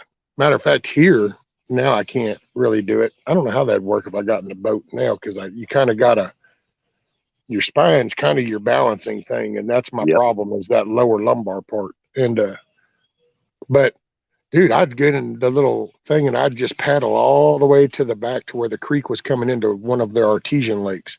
Mm-hmm. Take my thermos, pour me a cup, kind of have my little herbal mornings chill, and then you start hearing them pop on the top, and it's like, oh, okay. And then I never got into that working it, and okay, yeah, doing. Yeah, I got it. I ain't knocking it. So I'm one of those simple guys. I take that worm and just that hook. Every now and then I might put one of them little P weights on the end, a small one. Just bring it down a little quicker. But then just pull it out and then kind of throw it up by the bank, and then just sitting there, let it float and flex it a little bit, and reach out and pump that line. And man, they strike, and it's just that rush right there. That's that's it. And, come in, and then I'd unhook them and throw them back, because it's our own private lakes that we got. We used to have 6 after the last flood, and 2 floods now we've had here, so we're down to only 2 lakes really. Wow. So we went from did 6 it just combine the rest of them, or no? It just we have the Trinity River that runs along the edge, and so 2 of them, the banks got broke out, and they just became basically, they're like a glorified mud hole almost in that area, because they go in. And then we have some others that just became basically drained out because the containment busted loose. So we've got 2. One is artesian fed. It's actually pretty cool. You could dive down to the bottom and feel the jets coming out of the bottom. Oh, that's awesome. Yeah, it's pretty cool. And it feeds down to crystal another clear, one, clean water down there too, don't you? Huh? You guys got crystal clear, clean water down there too, don't you? Yeah, and that lake, of course, by the time it goes down that spillway in the creek, it gets into a muddy catfish lake, is what we got in the back end. I would say 95% of our lakes here are brackish, real dark water, can't see the bottom.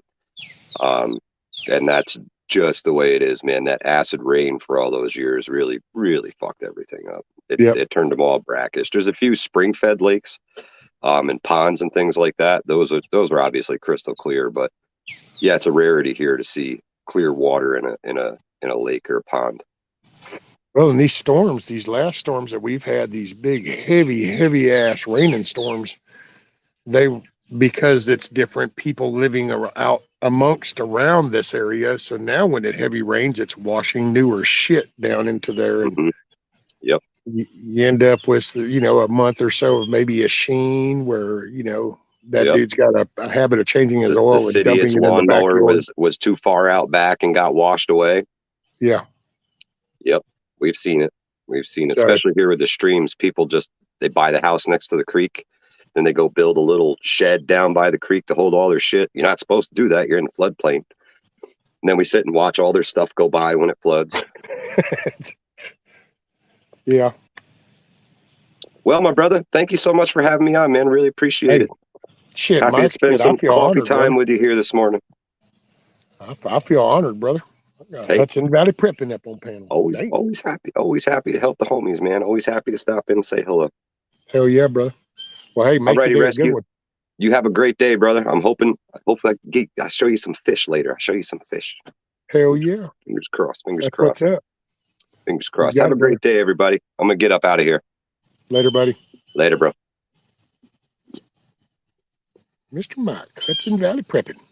If y'all aren't sub, you can sub. He's got Totalitarian Tuesday. We all gonna die Wednesday. Him and old Livingston, man. What's up, Buffer? Sorry, anybody I missed. Well, that was kind of very cool.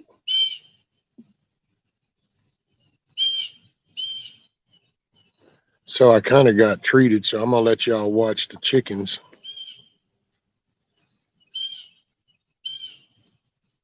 I'm gonna let you watch the chickens while I eat some chickens. I got a biscuit and egg. And I don't figure y'all need to be watching me smack my lips eating this, so I'll let you watch BB act a fool. Buffer and I put in a good word for you. I'm not sure if I'm going up or down.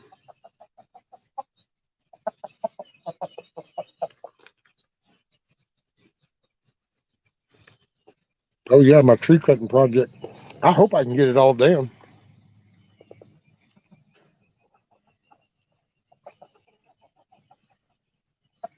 It's got to go.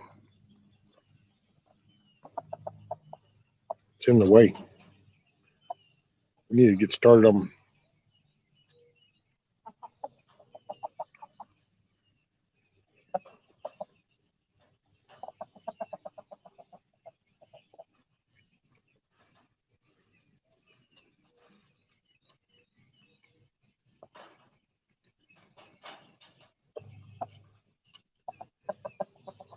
Yeah, what a crazy, crazy time.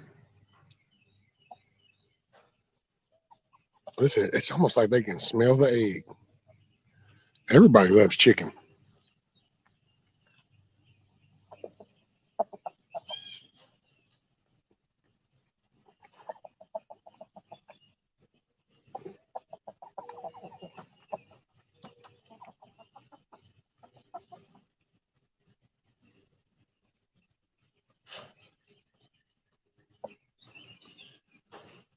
Kiss off. Hans, so I told the drugstore Hans wants you to fill my script now. I hate watching folks eat. It's like a German Shepherd licking on my ice cream cone. Funny and gross. Yeah.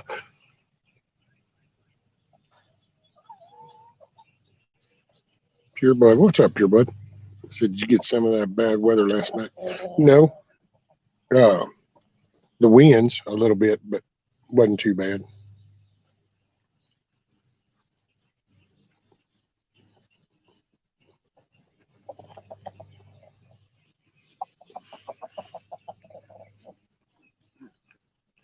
Okay. Kiss off. Starting to make more sense now. I'm starting to understand the dead guy that got elected, and I'm understanding how Fetterman happened. I can't be eating their brother. They're the ones that laid the egg. So if anything, it'd be their kid.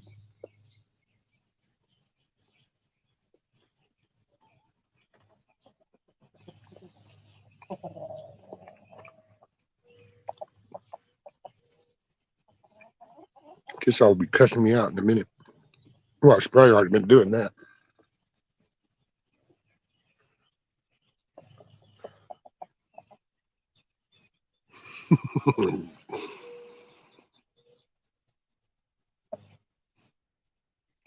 Got Vicious here. Luckily, we still have him.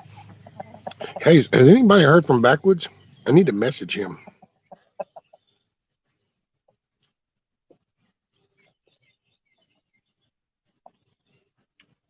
And I don't know if that storm was supposed to be going up into Tennessee. Dang, man. I don't know. That gets me thinking now. I'll get to worrying about everybody.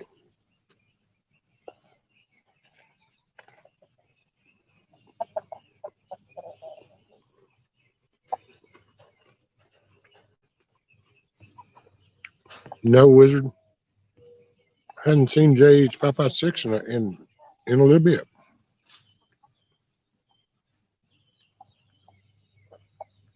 I said that the other day. I never know if I say something that offended somebody, or so. Sometimes people are here and sometimes they're not.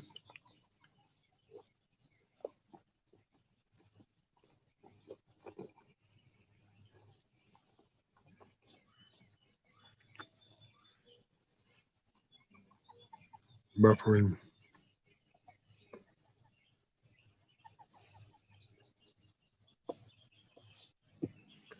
We just don't have Wi-Fi. Oh wow.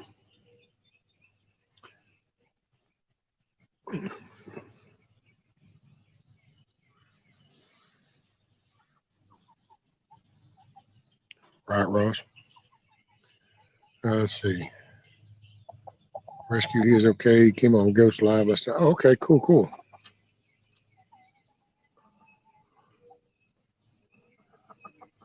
Thank you, Kiss Off. That's not quite done. Still got a little finishing to do, like right there in that corner where they're at. I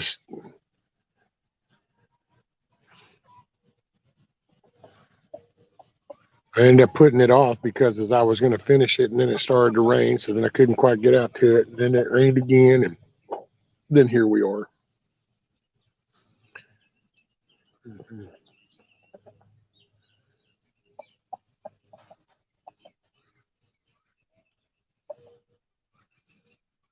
Lost part of our roof and one of our awning neighbors. Oh, wow, Tiger. You lost part of your roof? And morning, ma'am. And I'm sorry to hear that.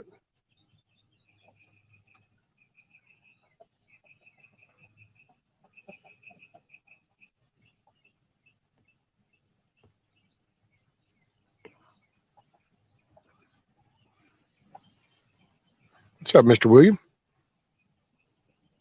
I didn't say morning to you, so good morning, good day, good evening. Wherever that works for you.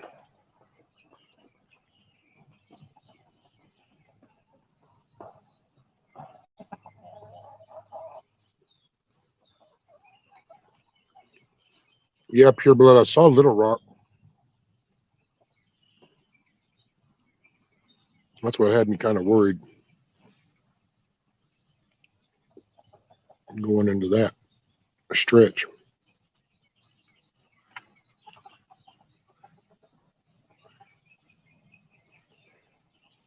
Buffering. I really think you should have a treat donation and stay live. Well, I'm gonna try to work on that. I think maybe.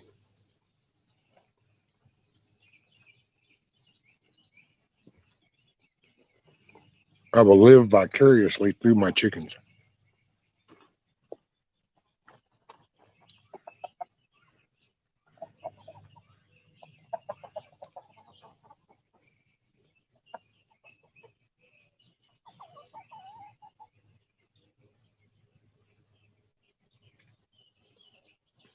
I go over to open that door right now. Little old Louise will come beeline into that door, son. She wants out. And I wish I could afford a fence around the whole damn place. I'd fence the damn thing in. I'd love to let them out.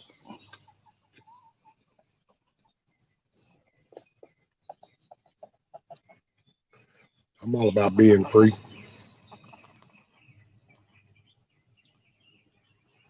Oh, I'm so sorry to hear that too, Tiger. So is it you lost part of your roof on your house? You got tarps? Do you need some help? Sorry, I was chewing.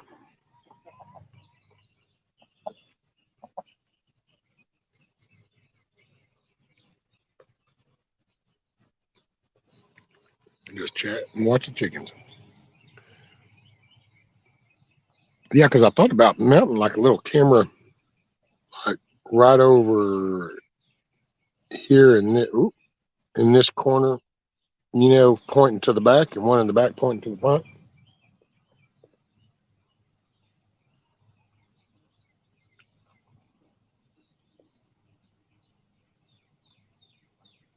Effing chicken.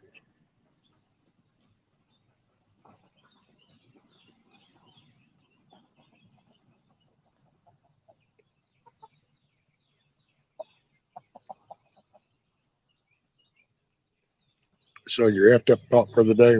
You can drink a drink, but can't food a food. Well, I don't know. This is 2023, Wizard. You can change the definition of any word you want, apparently, nowadays. So you can just make food mean eat and food at the same time. Because, hey, it's 2023. You can just make the shit up on the fly.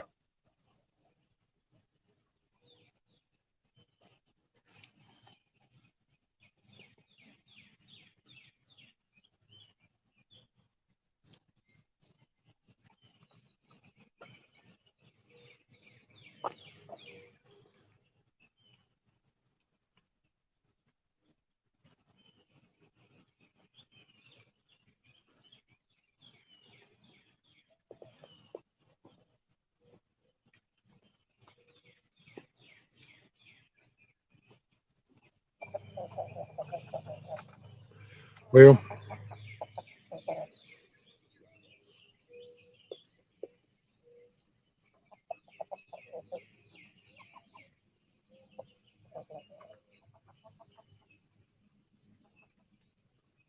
hey, but Wizard, you could swallow a swallow.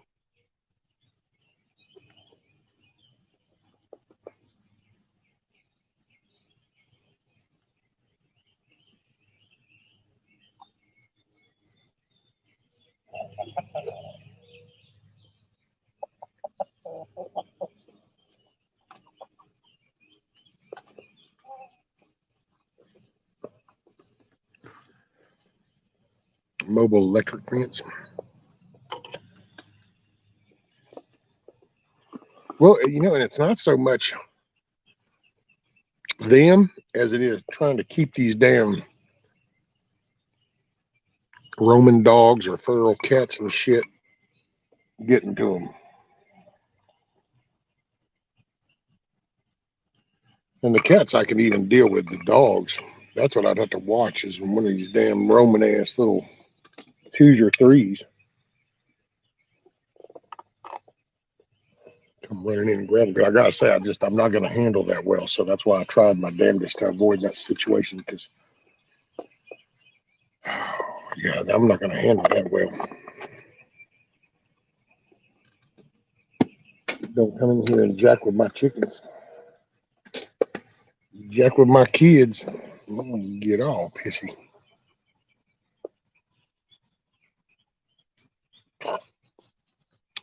Let's see, Miss Amy says, Ryan, oh, y'all is awesome. Stayed live for 11 hours. Good deal. Miranda says, Ohio mentioned a string. Yeah, I remember that, Jen. But see, it's not so much for them because then I'd feel really bad because then that means they'd be limited. And it's kind of like a dog on a chain. It's convenient for the people, but man, every animal around that dog knows that that's that dog's limits. That dog knows that that's as far as he can go. I just don't think I could do that. I can't. Yeah, I just can't. I'll leave it with that. I just can't. TT Ward in the house. What's up, buddy?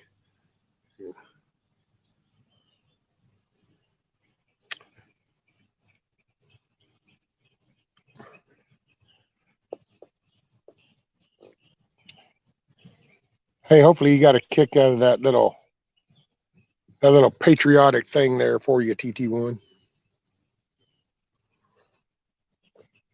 Hopefully you get a kick out of that.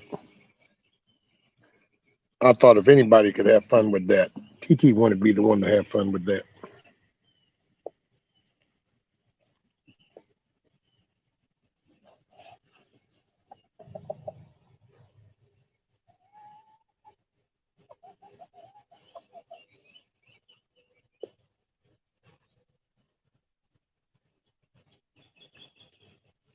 Yeah, and I'm kind of a sissy that way too, Jim.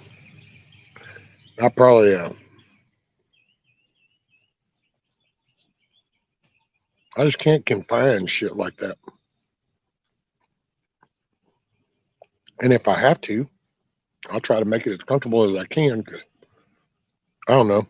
I guess once you've been on the receiving end of that,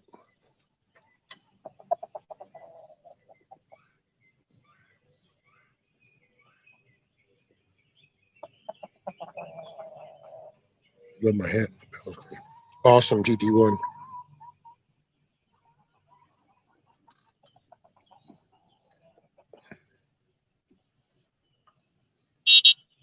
The Tractor Supply. I think they're like $150. No one. I use it for my chicken. Yeah, okay. Well, all I can say, Ross, is I don't well, I don't even know what that would be. Almost a fourth of my income for that. I don't know. Yeah, $150. Yeah, I was doing good to get the sprinklers. No, I just got matter of fact, I got a couple weeks to go. What is today's the first? So I got, when is the third Wednesday? I got the third Wednesday. Rescue Coop Gang. It looks good, brother. Thank you. Well, BB right there. Look at him. He's swelling up, boy. He'll make a good old chicken grilled sandwich one day, especially if you don't drop that attitude. Rescue, when do you move it her? Well, actually, I'll probably be moving it later today. I might move it this evening because it's supposed to rain, so I'll try to move it from this spot. Because if I don't, then I cleaned out the little shit rack yesterday just because I'm gonna try to. But it's just depends on the weather, Wizard. If it's going to be sunny and I got them in a good spot, they can stay there for over a week, you know. Oh, live chat, y'all. That's right. Thank you, Huckleberry. Let's see, Amy. Oh, yeah. Actually, I talked to Zach. I talked to Zach not long. He's actually doing really good. His business is doing good.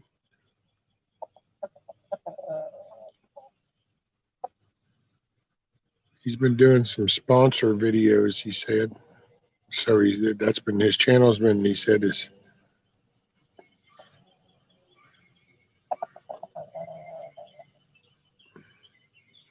All right, give me just a minute. I'm going to give him these biscuits.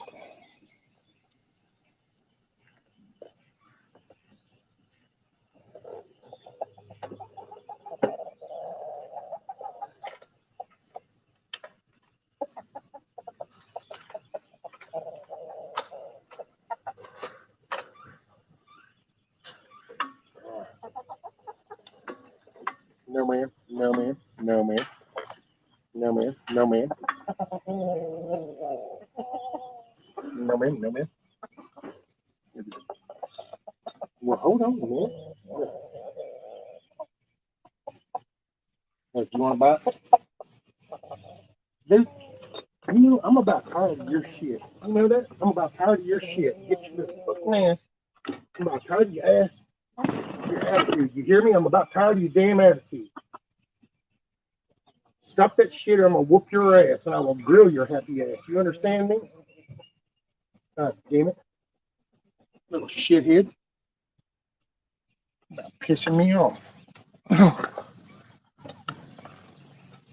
Yeah, I tell you what, I'm bringing it. I will knock your little ass out. I'm about tired of your shit. And I'm only putting up with so much. Come here, girl. Get you some good.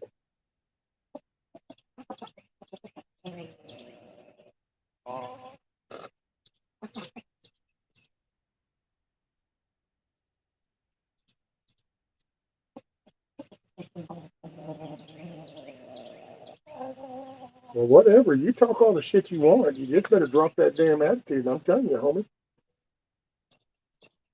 You might not know what you ain't got no spurs or some shit that's gonna be shit. I got a damn bat. I'll knock your little happy ass out of you. And a grill I'll cook you on. You need to stop fucking with me.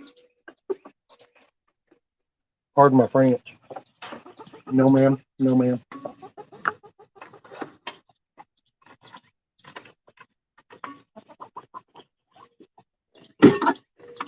Oh, shit. Okay. Sorry. There we are. Now. All right. Where we at?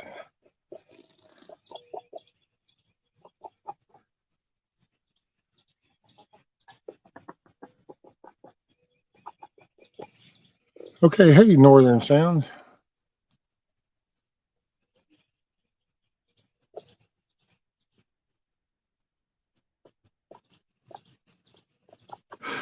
Did Hutch.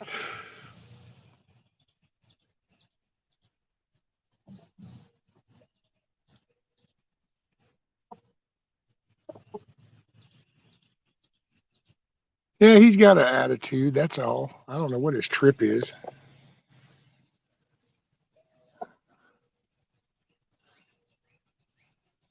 I'm telling you, I think sometimes it's jealousy. I swear to God. It's like he gets pissy. And it's like, dude, you better drop them little balls and get your little puberty shit over with. You might not make it out.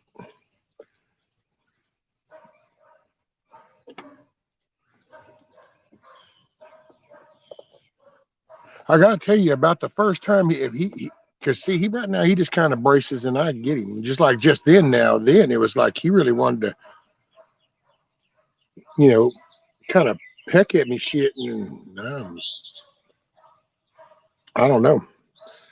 That's what I was saying earlier. Roosters ain't got balls. Otherwise, I'd get his ass fixed or some shit. But he needs to go and let these little old rooster balls drop and get it over with.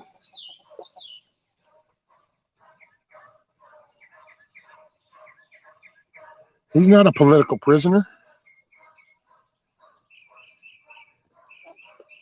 It ain't politics that's keeping his ass alive or not. It's just the fact that I ain't gotten hungry enough. Matter of fact, he better lose that attitude because the rent he pays, he's just supposed to protect, which is kind of a sissy job because I kind of already do the most of the protecting to begin with. So, but all the ladies, they pay their rent, buddy. I have my little eggs every day.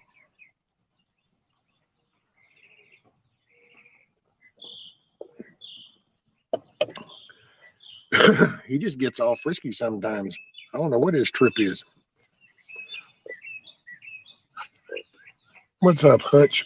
Yeah, I'll drop a link if you want to come up, Hutch. Or anybody. Let's see, copy, bam, bam.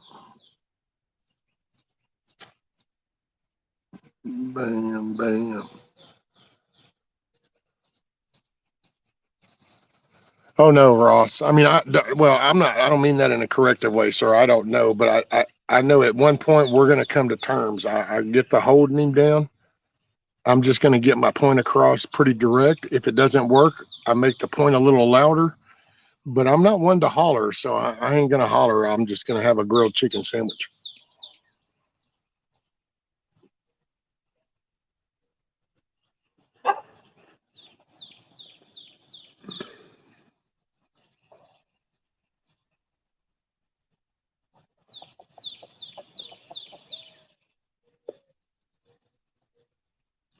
I don't know if it's because he just needs more room or, he feels really pinned up. I don't know. I try to give him the leeway, but it's kind of like people. I give you the leeway till you put hands on me. Well, I'm gonna give him the leeway until he pecks at me, and then,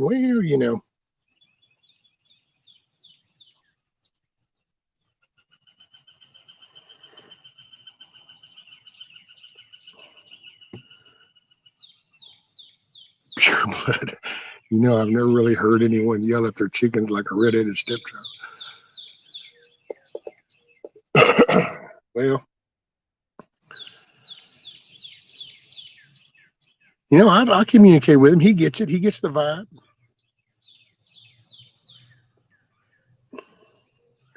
Right. Well, I give him leeway, Ross. I give him leeway because I let him do his deal. But, you know, recognize where who the bull of the pasture is. Oh, shit. Oh, no. Did I really? Tell me it ain't so. Okay. I thought I had my vape on my lap when I did that.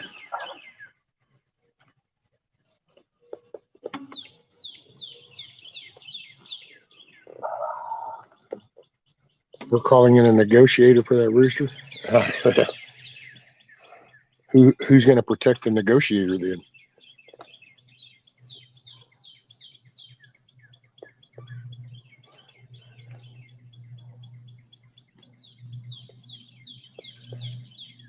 You want me to talk to him? I'm sure I've tested you. I guess I am going to, you know, you're going to watch one day that you're going to watch a live when I'm going to cut their wings. I'm going to try to trim. I don't really want to, but I want to be able to let them out, but I don't want them flying up over the little corrals that I make for them. So, and Louise, buddy, that child, she'll, son, she's already eyeballed above the door to see if she could make it up there, or if she could jump up and out.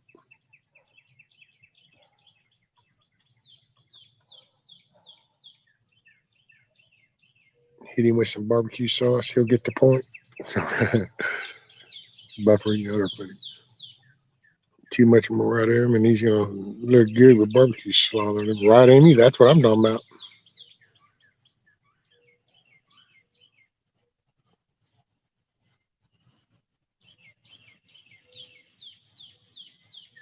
Oh shit.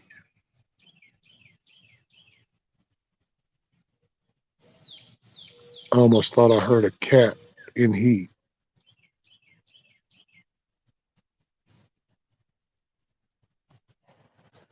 Oh, man.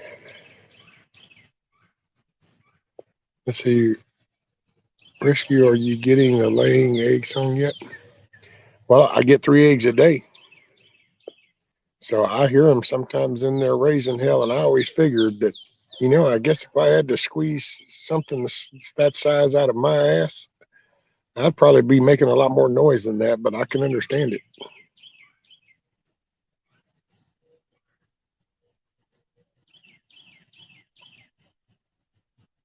Northern.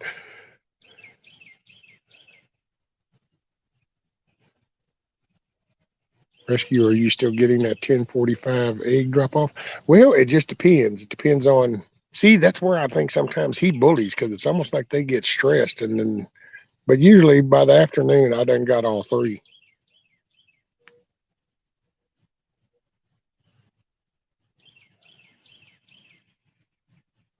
Don't use barbecue sauce, use the buffalo sauce. That will get to him.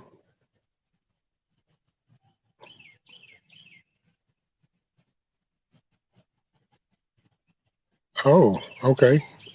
See, I need to figure out. By the way, Jen, if you happen to look, I sent a picture of a label of on a bottle and was about that apple cider vinegar. Is that apple cider vinegar? Is that okay to use? And then I would think I was talking to Milky or Nikki, but they said they just do a glug. So I don't know. Little old,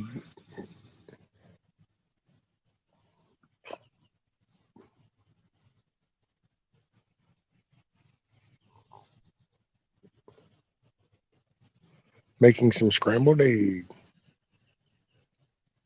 Hell yeah.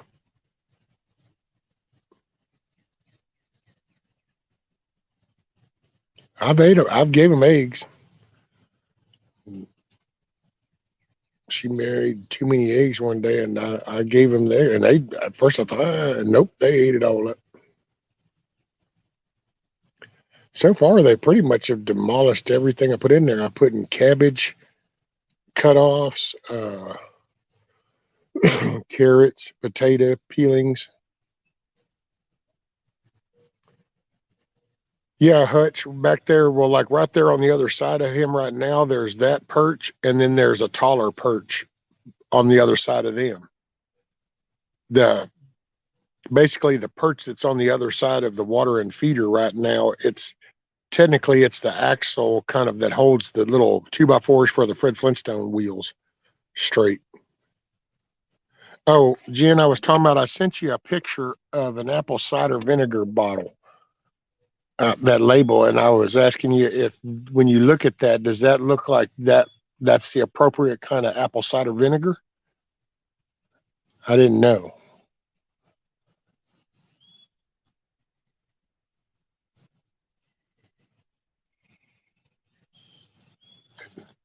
So yeah, Hutch, there's a perch, which I've still, I don't know, man.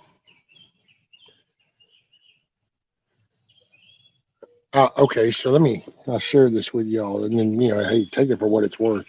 It is what it is. I don't give a shit. Um, you know, in life, your interest and some of your desire to do things is actually fed by outside sources in a way. I'm just now realizing some of this because I've been trying to figure out why do I get like excited about some stuff and want to do more, but then I kind of just start with my what's the point thing. Oh, it was a text, Jen. It was a text. I'll tell you what, hell, let me see if I can just show it and then y'all can see it on the screen right here. Let's see, bam, gallery. Here we go. Okay, so this is the brand. Oh, wait, here we go. Let me do it from the other side. Never mind. Okay. Yeah. Okay. Yeah. So there we go. There's the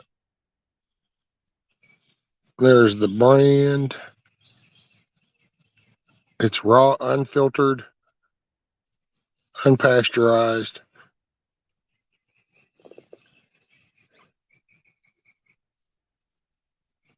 Okay, Ross. So you're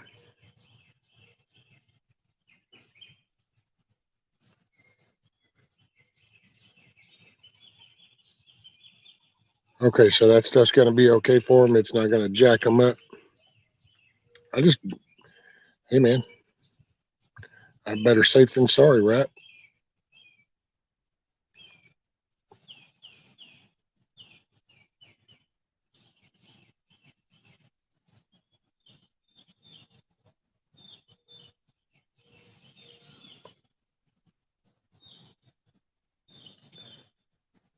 Okay. So then that's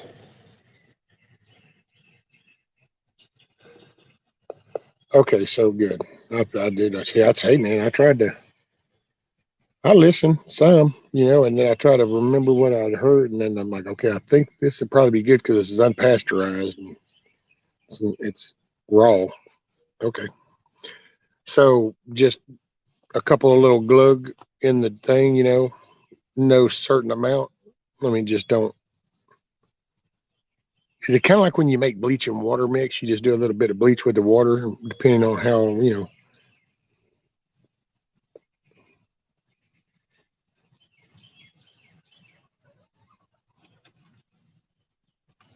I don't know. Looks like Nikki might have went up there and taken care of business. I don't know. I guess I'll go look real quick.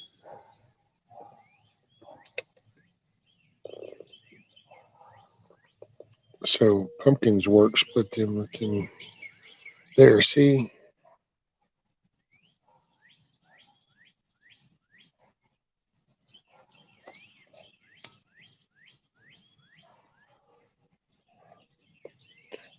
See, I need to get a hold to somebody that's got some pumpkins, or I guess I could just buy them a pumpkin. I just wish the shit would stay fresher longer because I mean, I only got the 4, so it's not like I got a bunch. So if I go like buy a pumpkin, I mean, I guess that'd just be all they eat. Let me go see if we got an egg.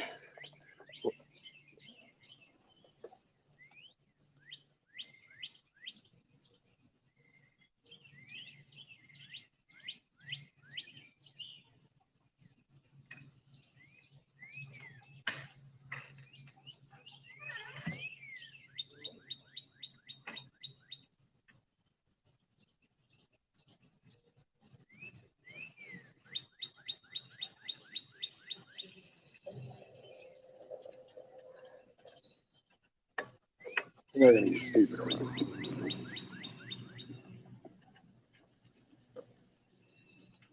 Nope, no egg. It was a little early though. I just now realized that. Hell, it's only 9:30.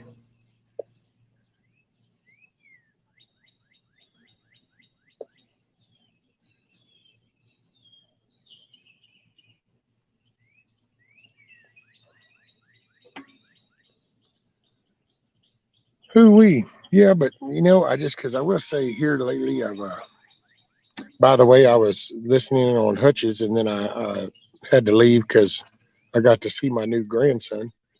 So for anybody that had kind of might have caught that before, I talked about my son's girlfriend at the time being pregnant, and grandbaby wasn't supposed to be here until April, and it's kind of a rough experience. We went to the hospital, but I kind of ended up having to sit in the car and wait. But I'm kind of really torn because I mean I want to be excited, but then I don't know, man. Life experience has shown me that I don't get excited over little things because that shit can be taken away in the blink of an eye. When my first grandchild got here, which was actually my step grandchild, but I don't know, a kid's a kid, man. And man, I really dove head first, and then just in the blink of an eye, dude. And one day, all of a sudden, it went to where I didn't see her for months. Now I see her just maybe once every couple months. And then my granddaughter, my daughter's child, coming along, but there's no regular. As long as she doesn't get mad at you, and she needs a babysitter, then you can see your granddaughter. And then with my grandson, I'm just like, man, I don't know. I'm not because it's like you want to be happy and excited, but it is what it is. But there's a part of me that's like, yeah, well, you know what? That's just another thing that can be taken. The more you care about the shit, the more that people can take away from you. The less you care, the less people can take from you. I know that sounds kind of probably dark and morbid, but because I try to be a caring person.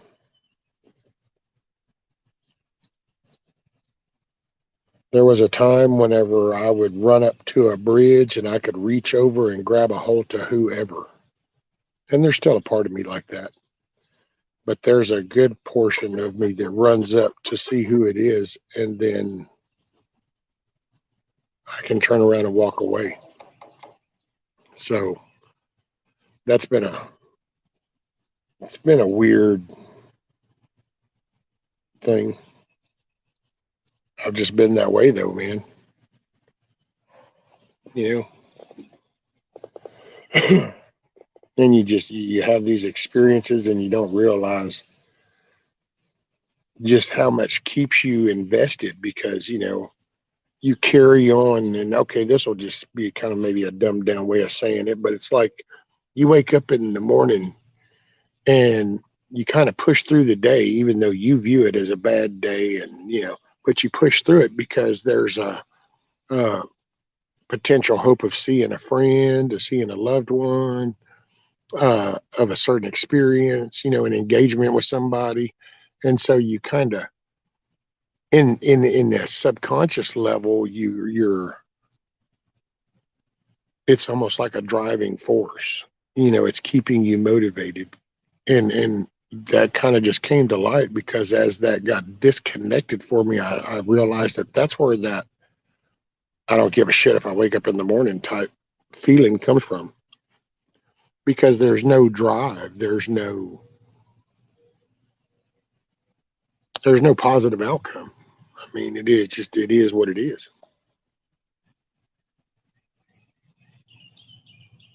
And that kind of makes for a tough day, because then you just search for things to try to, it's kind of like rock climbing. You start searching for that one little finger hole to just hold on to just enough. But there's a part of you that after you've just got so much tension on your fingers, and your hands are now aching, and your wrists sore and burning, and your arms are on fire, and you then kind of want to go, WTF, just relax and let it go, you know? And that's kind of where I feel like I did that, only I didn't start falling. I just kind of ended up suspended. And it's almost like God's just trying to tell me that I need to wake up. I just don't. Me no sabe.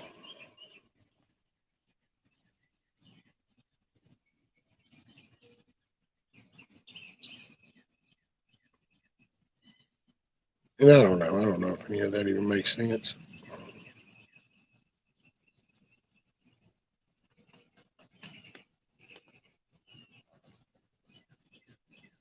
Oh, my friend says, got those chickens to keep you going. Oh, yeah.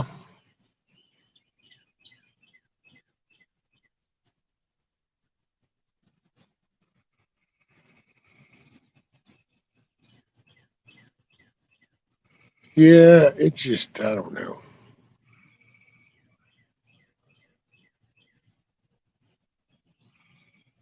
It is what it is.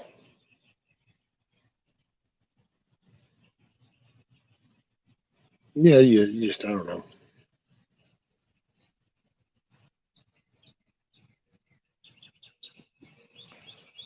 Hey, Scat Pack, there we go.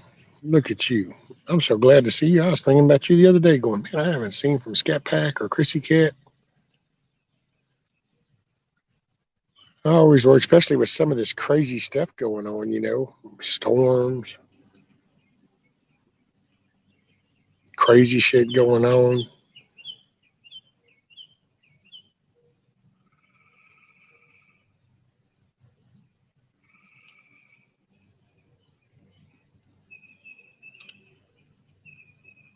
Kids Off Rescue kids have to make their own choices, like them or not my kids. As long as old I'm happy, don't pay attention.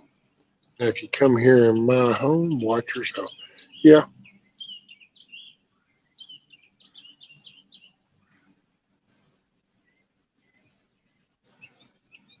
it just, that's you. Yeah, I don't know.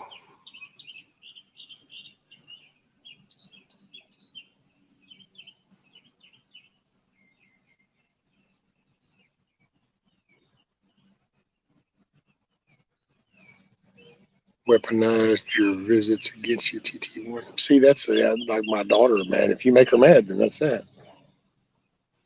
And I'm assuming my son will probably be the same way, and that's how the other is, my stepson.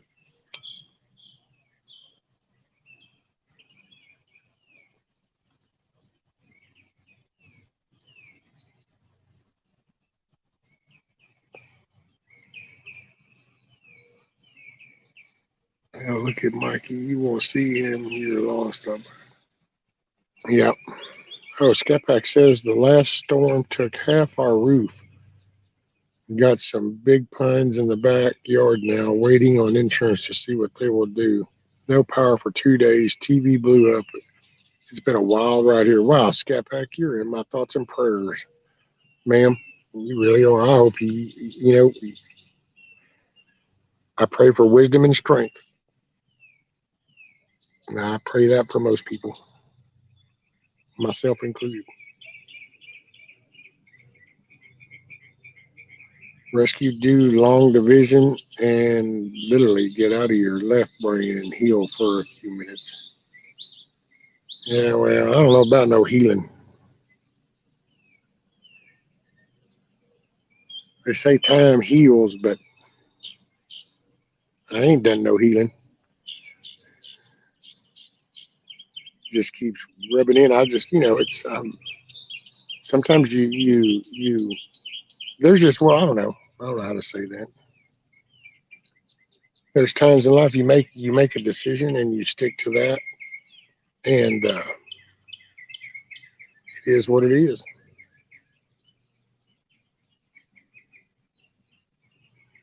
Thanks, Kevin. Sounds like you're blaming yourself. It's their choice that hurts you. Not anything. Yeah, just but there's no solution without causing more hurt, which then isn't really a solution because it's not like I'd get to see my grandkids or nothing then. So, man, just I don't know.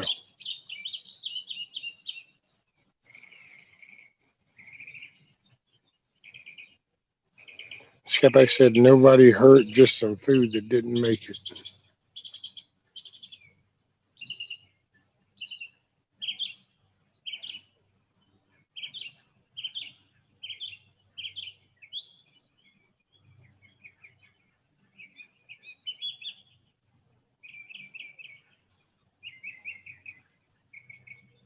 Proud men hurt the most. I don't know. What was that? There was some little group or something, wasn't there? Some rap group says, ain't too proud to be, or something. I don't know. It's, I don't know. Yeah, that starts sounding like whining.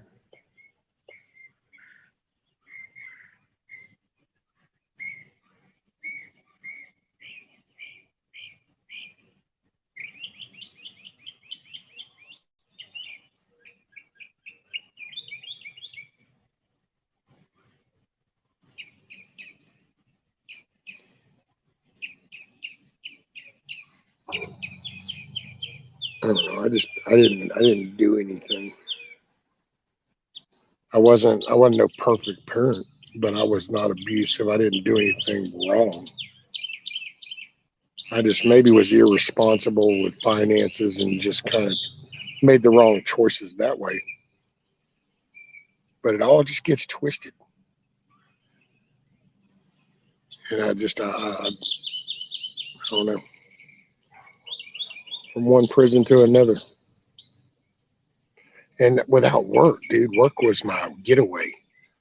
Work was I would gladly pull 30 hours. I didn't give a shit. Put me on, I pull overtime. I double shift it. I lived and breathed it. Even whenever I'd come home, then I would just dig into the system.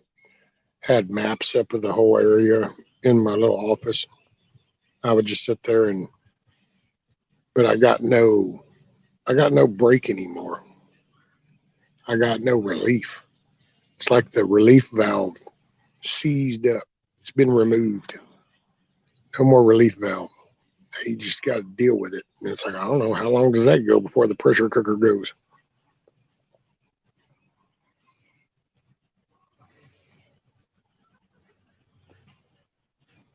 You'd be surprised that math can make a sort of PTS go to a calm place and for the male clinic.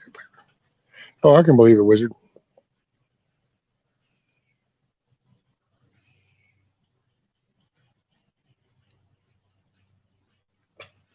Most of mine's not.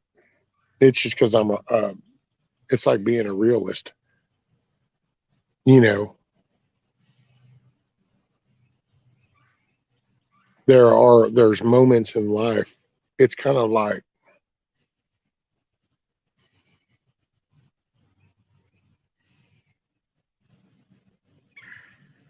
I don't know. You can be prepared and planned. There's just some things that they are what they are. And it's like, I don't try not to dwell on it. It's just that it's a reality and there is no solution. And that's actually the part that wears on me the most, is that there's no solution without causing more damage. So then it's like, oh, well, kids off, it hurts, but you can't live in their frame of mind. You can't fix this. Now, my girl didn't figure it out till she was 47. Now we're best of friends. I always remember, but you know, wizard shock to a soldier is when you realize you've only got 30 rounds left. Or 11 to 7, 3 to 11, 2 jobs in the house. Why? To get them what they needed, like food, were gone. Yeah, I don't regret. I take that back. Yeah, I have regrets, but my regrets are that I stayed here. Should have stayed up in Chattanooga, Tennessee when we moved up there for a year. Took a job offer, went up there for a year, and then came back to Texas. And see, that was one of those young parent, emotional thinking. And so we moved back, and that actually turns out to be one of the worst decisions I could have made. But I had no clue at that time.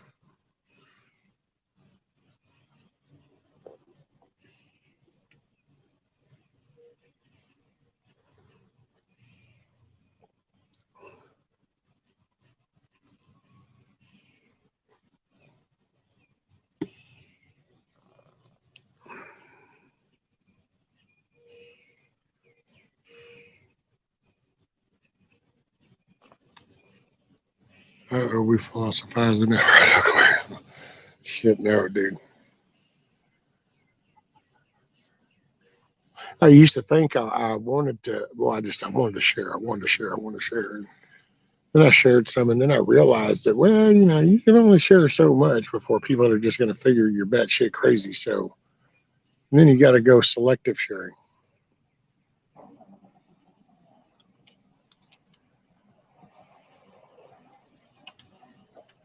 Nope, it's called just moving on. Yeah, it's not quite. See, it sounds that way. Amy says, I have a few regrets raising my children and blessed they're good adults, but it was rocky getting them grown without me going to jail. Oh, yeah. Well, see, no, mine, they did good. They were just, and here's where it is. See, I didn't realize the importance, and everybody gets caught up in their stuff. Like, my kids were around me every day. I was there for every day of their life. And so it wasn't like I was in and out or anything. But what I didn't pay attention to was everything that they were hearing, and then the way that things were being absorbed. And so while I was a young parent, I was in defense mode a lot of times, and, trying to play the get along game with like her parents and when me and her would fight. But I never took into the account all the vibe, the emotion and words and feelings that they're hearing, growing up in, and what that does to their psychic, their thinking. I didn't dawn on me. So then as time goes by, I keep waiting for that moment, going, no, see, they're going to see. I mean, they'll see. They're going to see.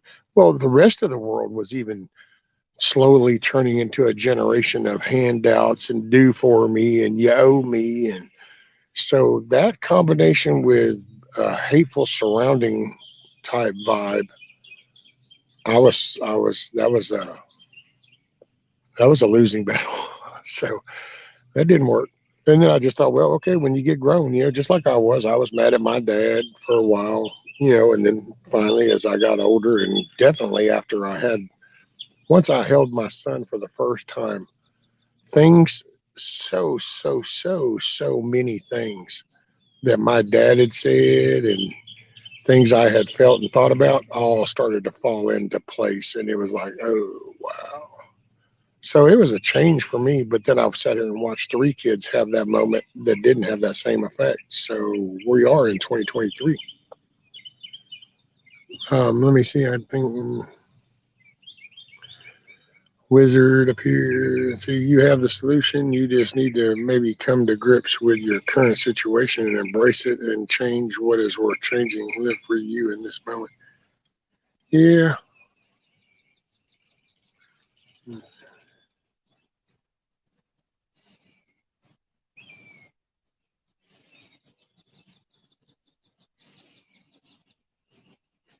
I encourage running. Yeah, right.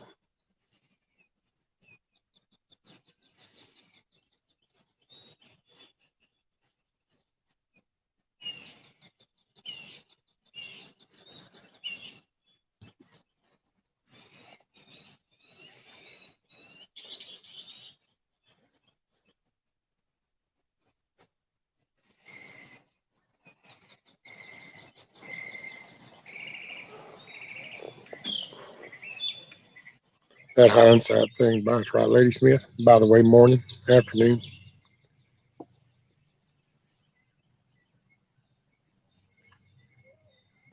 Yeah, I don't know, man. And it's like, I know that sounds weird, but it's like saying just try to find a reason to give a shit. I mean, I know that sounds bad, you know, but it's just, man, you don't realize, I don't know. And it is a choice. Don't get me wrong. I don't blame nobody but myself. I mean, I could gladly cause pain and hurt to other people and step away from this in a heartbeat. It's just that then I would think about that every day. So it's not that I would be happier, because then I would just think about the shit that I just put people through.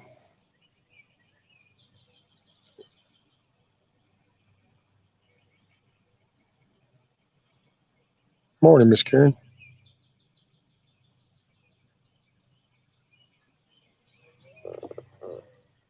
You just, I don't know.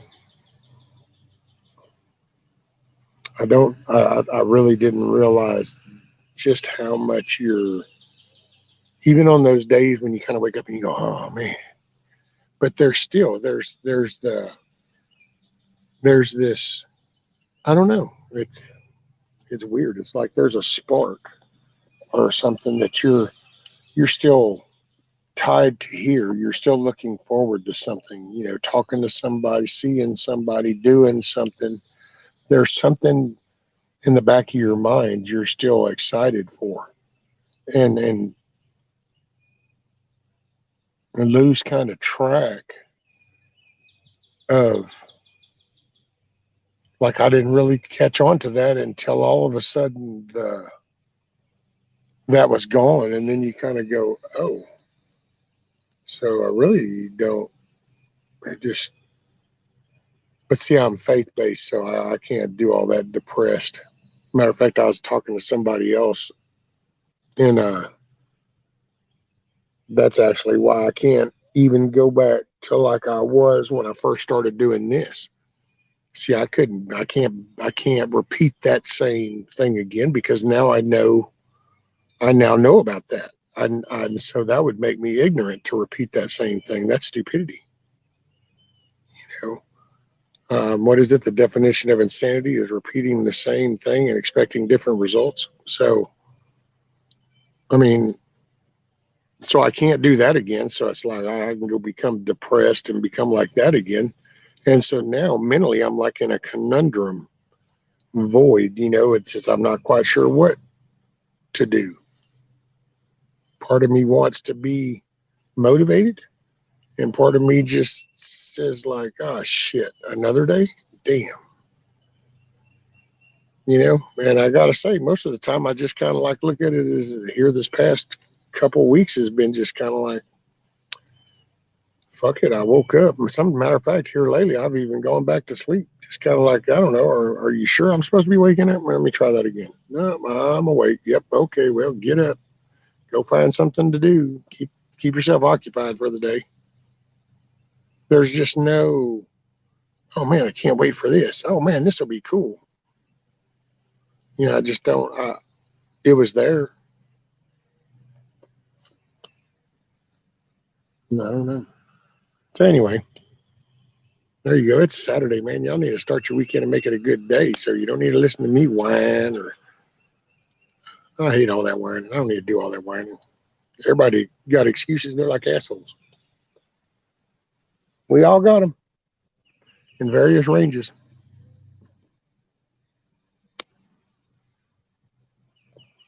If one loses focus, they aren't focused on oneself. I don't know. That might sound kind of egotistical, but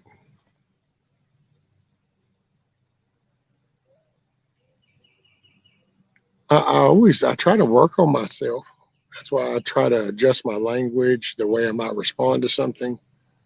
And boy, has it been a big change.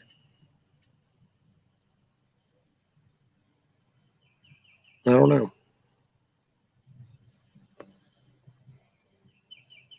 Your subconscious is in total control. Feed that subconscious quality thoughts and feelings. My motto, my motto is F it. Let's see what happens.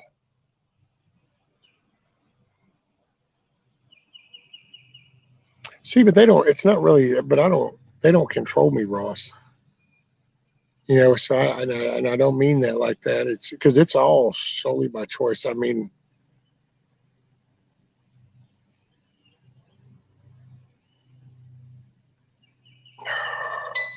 there's three solutions, possible solutions, and then that's that. It's either that it's there's only one solution I can do. Everything else relies on other people.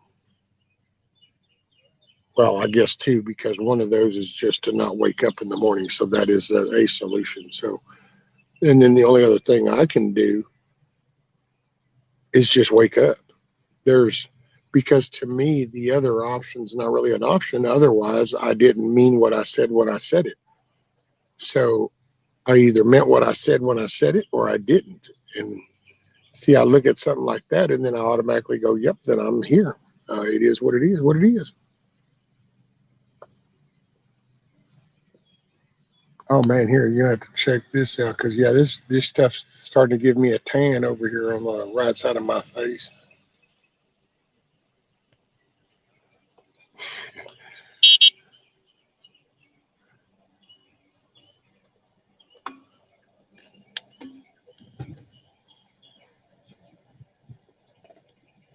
And there he is. Look at that beautiful thing.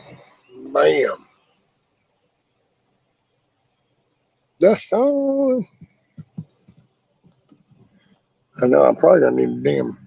Hey, you know what? I wonder if I spun around over there. All right, we're gonna go for a little bit of a ride. Hold on.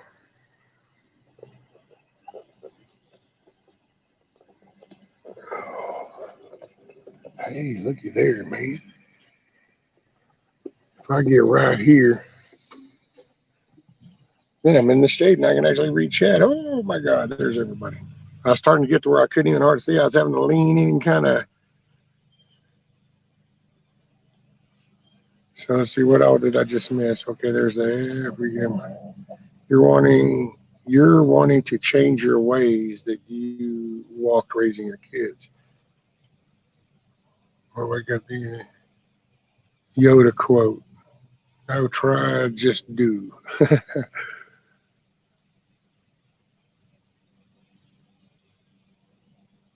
They will find your teaching to rescue. They will see. Eh,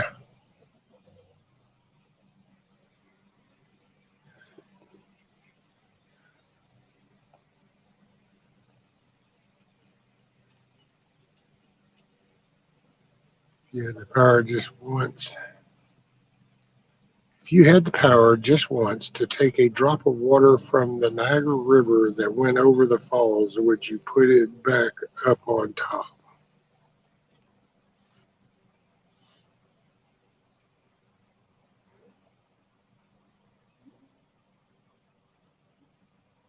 You know,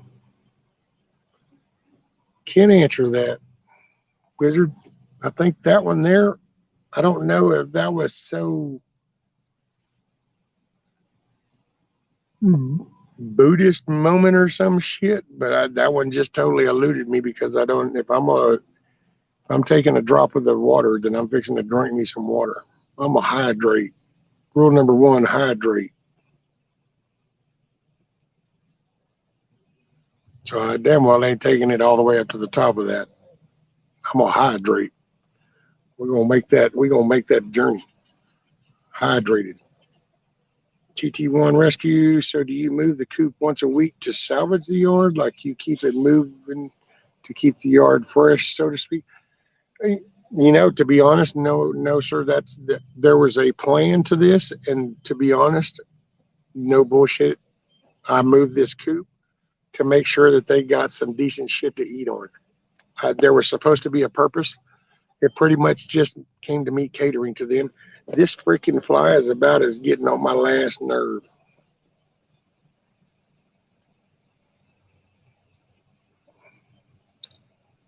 Kiss Off, for me, it's an honor to call you my friend. Well, thank you, Kiss Off.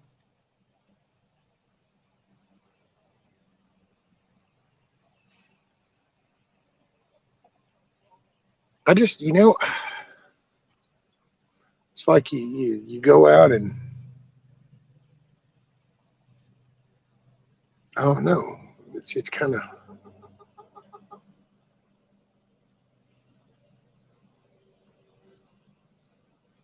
you show up to an accident. You put all in because you're going for the most positive end to this you can get. You go to work. You won't, or at least me. I kind of would go to work, and then I wanted to feel like I had accomplished something after this long day, and so I tried to always have accomplished stuff I'd managed to get done. And then you just, I don't know, you figure it matters somewhere along the way, and then you just kind of realize it really don't matter. I mean, and I've had this discussions with all of them.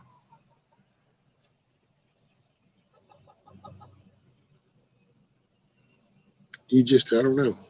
It's weird. Just figuring it out myself.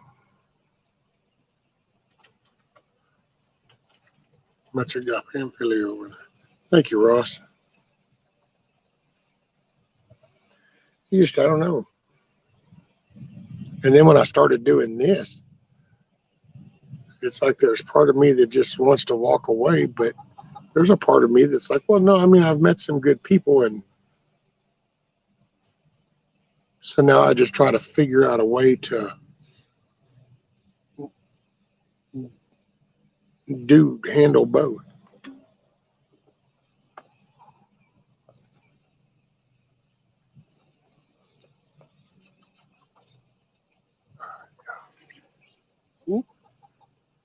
Let's see, if it rains here, I can't get here. I damn near just spun a wheel just because of the grade.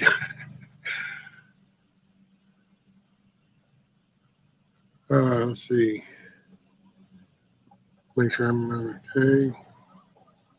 Wizard, the answer for me would be no, merely because the outcome would be the same forever. The action is nonsensical, like the definition of insanity.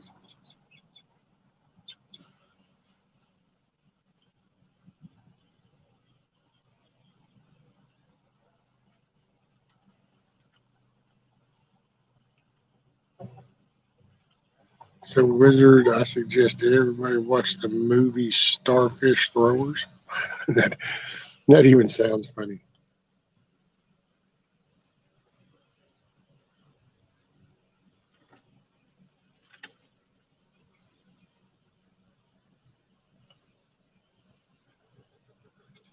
Not here deep.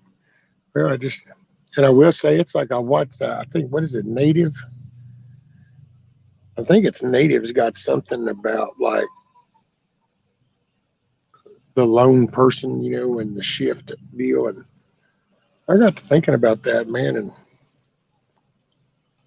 I don't know, because that's all that's where, man, if shit just went like collapsed, bam, yeah, I'll pretty much be here by myself. It just is what it is. Then so you kind of go, yeah, which hell, just about everything I've done in my life, I've done it myself. So part of it gets real painful, I think, nowadays, because physically there's things I wish I could do. I can't. And then that factor of not being able to do that stuff has an overall picture. Okay, like like I want to put some fencing up, but I want to dig. So I have these old telephone poles and I want to cut them in sections, and I wanted to put a couple in the ground. So I wanted to do a post hole, typical post hole, put the post in, pour shotcrete around it, throw water in, bam, bam, bam, leveled up there. Typical, just set a post. Okay, see, so I think that and go, yeah, yeah, okay. But then when I break that down, see, I can't up and do that. I can't do the post hole digger thing no more. I can't do that shit that sends shocks to my spinal down here. I can push down on shit because that kind of lifts me up, but I can't. Like I couldn't pick something up from this chair because then it's compressing even more, and that really fucks me up. So you take that, and then you go, well, damn, man, if I could like cutting that tree down, you know. Any other time, I'd throw a ladder up there and just climb up the ladder and reach over there and cut the damn thing and drop that one, drop that one, drop that one. Okay, I can't just zip up the ladder no more. So I have to rethink that. And then some stuff I'm just not able to rethink. And so you kind of go, well, then as you realize that, oh, wow, I could use some help with this. And you go, well, I got 3 kids, but you got no help. So you have all these people around you, but you really have no help. And then that's where that phrase, you feel all by yourself standing in the middle of a theater. And that's kind of how that goes. I can be in the middle of an arena full of people, and I would be by myself.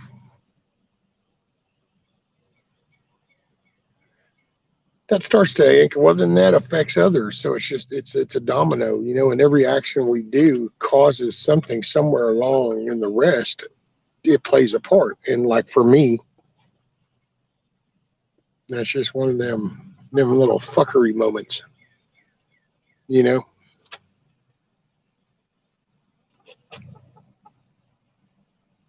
Risk for retrospect is clashing with your current physical. Very normal at one age.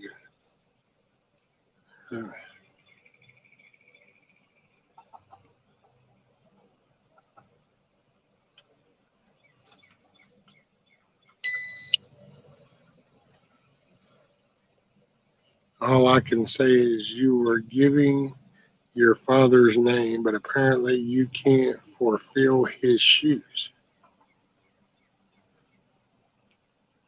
I don't know who you're talking about.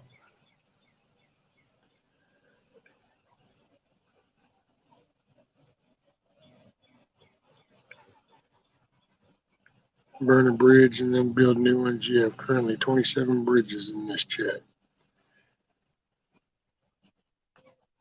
Yeah, but see, there's actually a little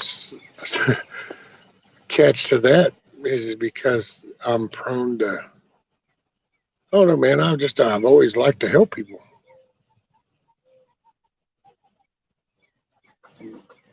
Got no definition for that. Never really thought about it before until these past couple of years. But yeah, it's strange, but that's I get enjoyment out of helping people.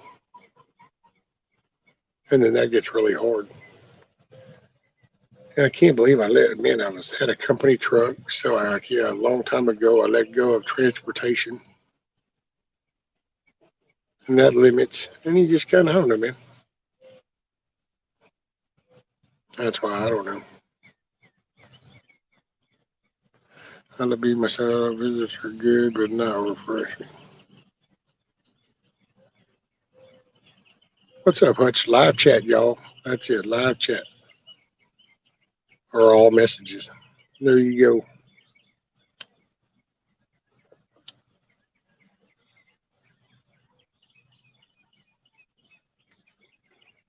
Rescue, my kids were the same as yours, and they will figure it out. Now, Chucky, that's a different horse of a different color. That's because you let him watch Fox News.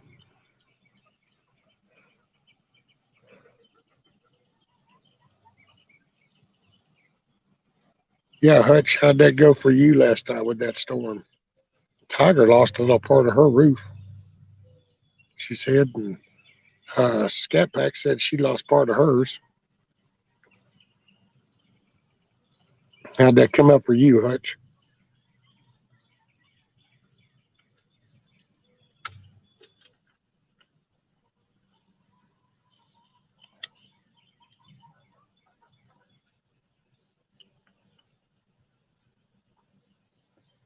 Huckleberry $5 mofos. No fishing off my bridge.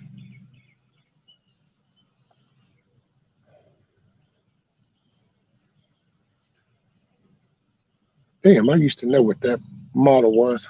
What's that model that the Army has? They run up there with that Abrams base and it folds out and over. Damn, I forgot which model that was. Instabridge.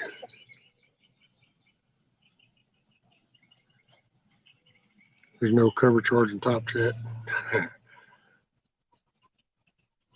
See, money. Hutch says, nope, not a thing out of place. No rain, a little wind. Okay, cool. Damn, Tiger said the neighbor behind us lost the whole front of their house and roof. Wow. We had some wind. That's about it. That's the rain, and I think it's day after tomorrow.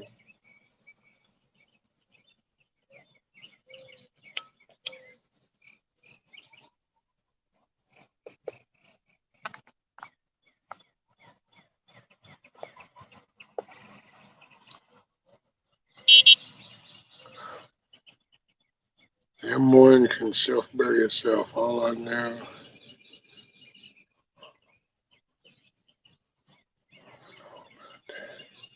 All my best works come forth.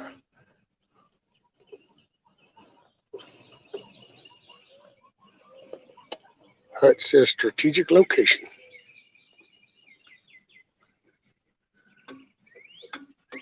Give me a minute. I'm going to grab my coffee. I'll be right back.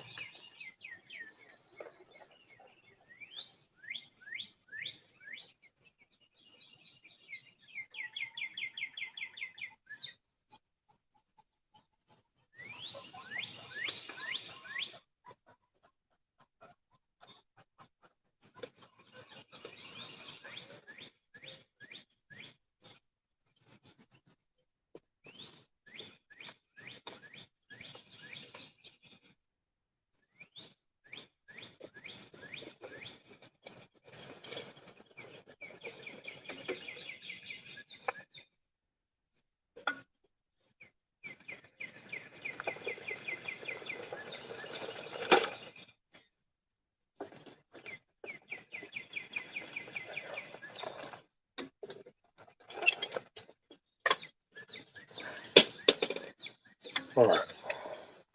Rescue, did you see what I said? Wednesday, 6 local schools were called in by robocall. They were stuck in the closets at school for an hour. Boy, Chrissy was so scared. Oh, wow.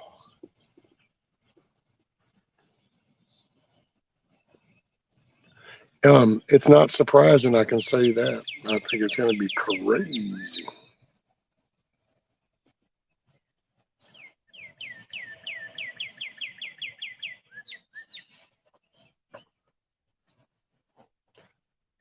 That's happening more like that.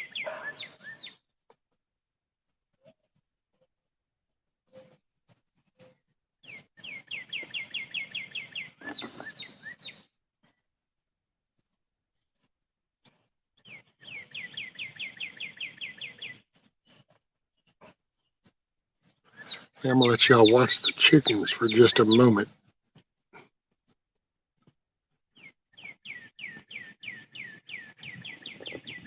Yeah. And I shall return.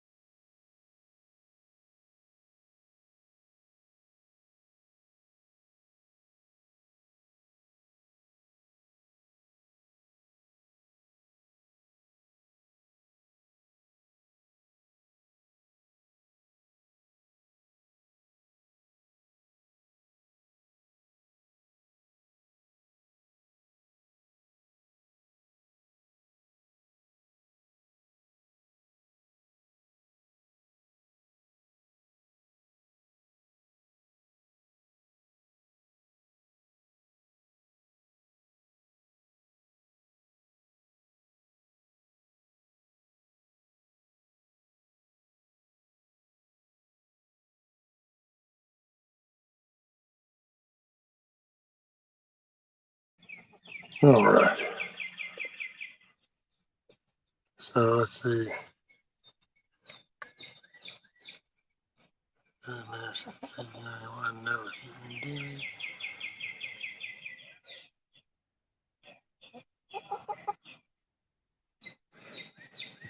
Let's see. There we go. Bam, bam, bam.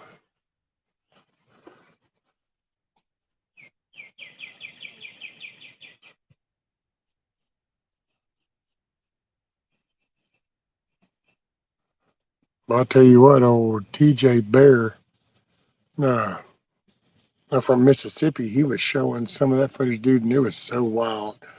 See pieces of that metal roofing stuff, and it would be around what was left of a tree, and it looked like a sheet. that had blown around that limb and then been just froze in place and shit like that. And hey, man, water and air, some potent shiznit, potent stuff.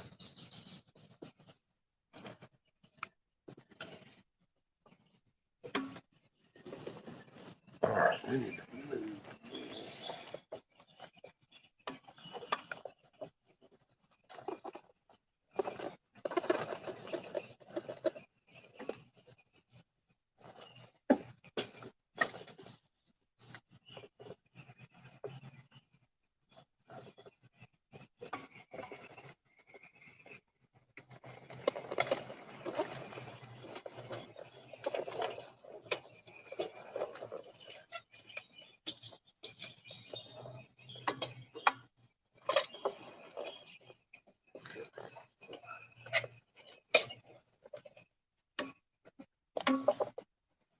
All right,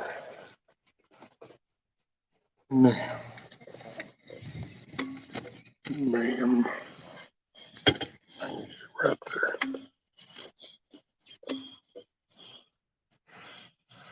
My scary, if I hadn't moved the car last week, it would have been pummeled with shingles. Rescue should see these puppies. Oh my God, so bad. I bet they're growing too, ain't they?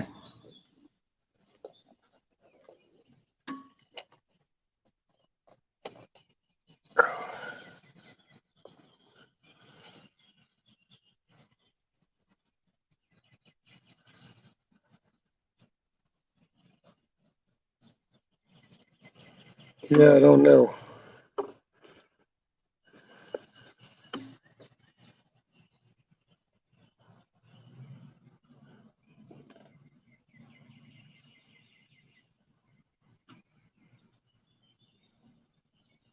Still got a little glare just right there, boy. I get right over the crust of that roof of the chicken coop. As long as I lean in it.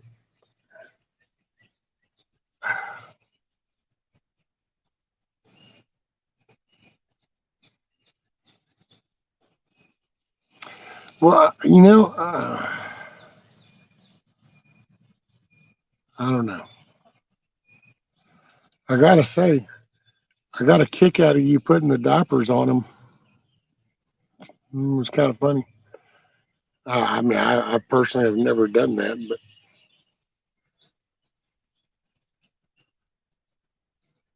because I know, like, well, with ours, mainly what I did was I limited when they had water, kept the water and food put up, and every time brought it down, and they drank, then would wait a few minutes and then take them outside, and then that's Rudy. He had a couple of accidents, but that's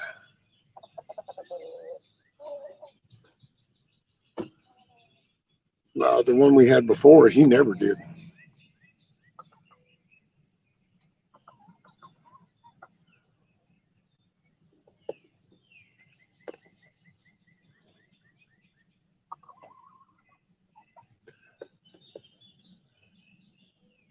I went in my compromising cream color.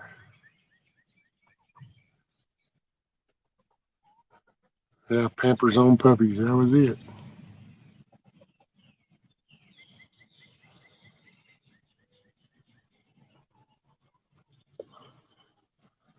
Oh, okay. So if you know chickens and stuff, so whenever they're doing the deed, do they do the deed? Um,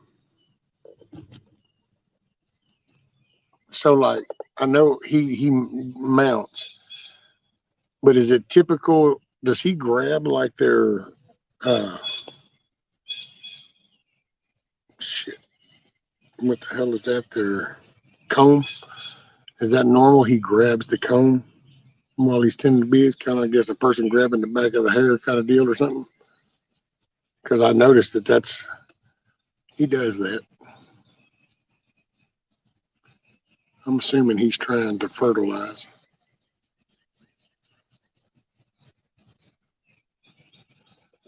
Yeah, I'm gonna end up having to manhandle him, I think. and just kind of.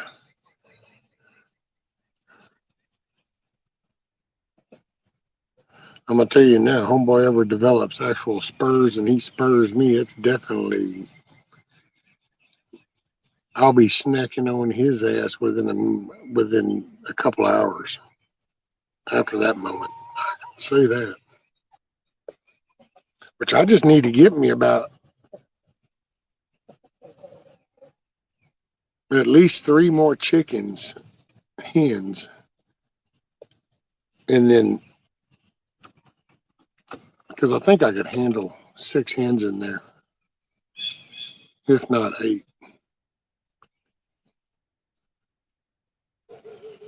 Yeah, but I can tell you now, first time homeboy actually spurs me. Oh yeah, if it's in the morning time, I'll have his ass for lunch.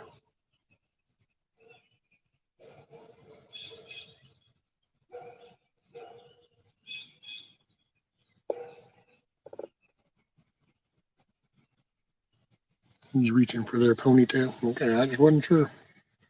Because I'm telling you, man, sometimes he acts like he's a damn bully.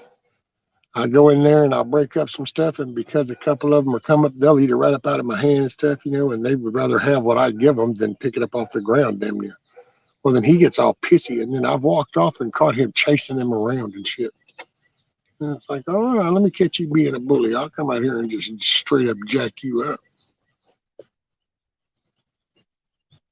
I don't like that bullying shit.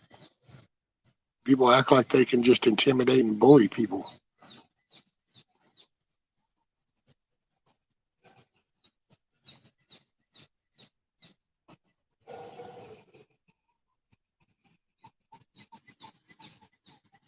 Oh, Tiger says it's so funny with everything that got messed up. Not one of my plants that I planted yesterday got hurt. It's like Mother Nature said, okay, don't hurt her plants because then we'll really tickle her.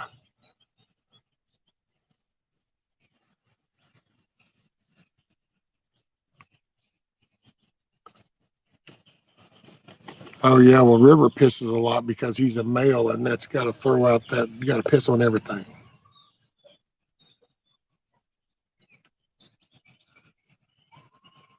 Oh, it looks like they're getting low on water. I guess when I fill it up this time, I'm going to look. I think there's eggs on. Yeah, that's Nikki.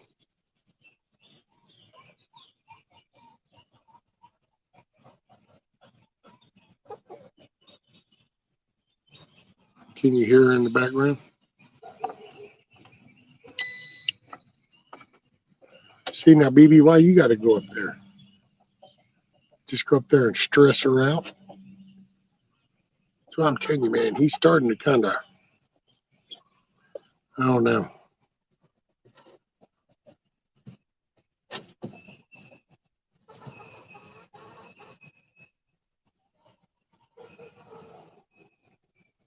See, I don't understand why he's got to go in there and jack with her.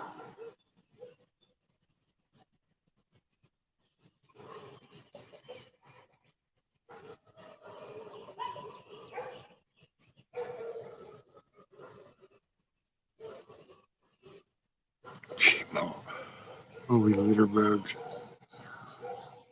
Well, see, that's not really bullying them if you're holding them accountable to their shitty actions of littering.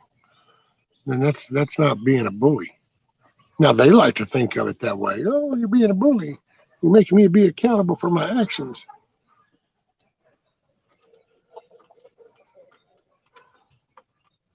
Well, good.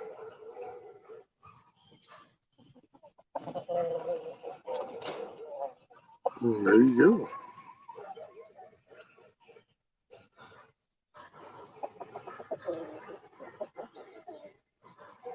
Well, just because sometimes he doesn't do that. Like usually he doesn't grab the comb like just then. He didn't just then. Whenever it was, let's see, I think that might have been Thelma.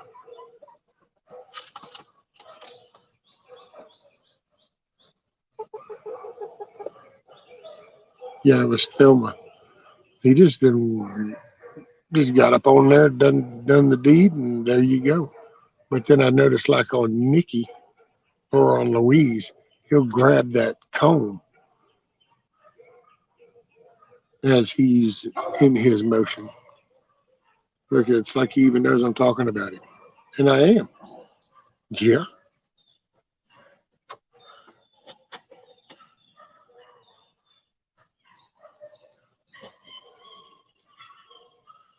Oh, he hears that stupid dog yapping away. And he's like, wait, what?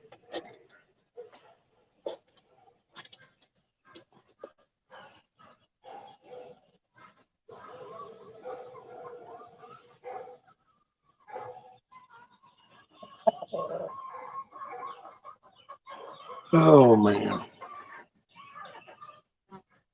See, I hear her in there. I'm assuming that's the egg song.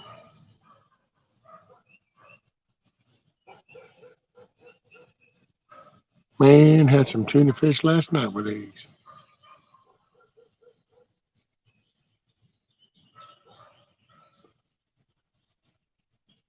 I totally been digging it.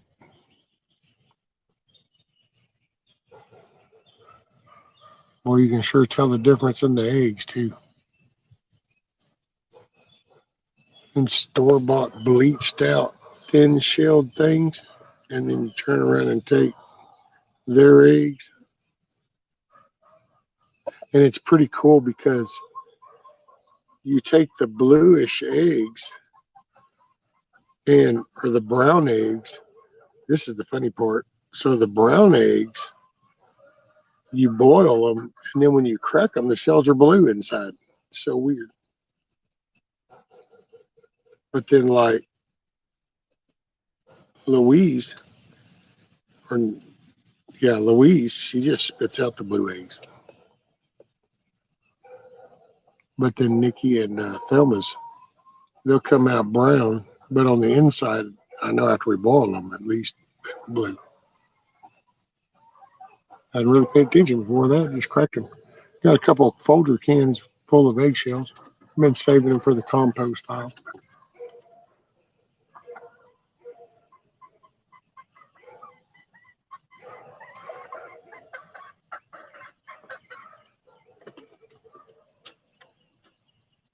I don't know, she just came out talking a line and then went back in.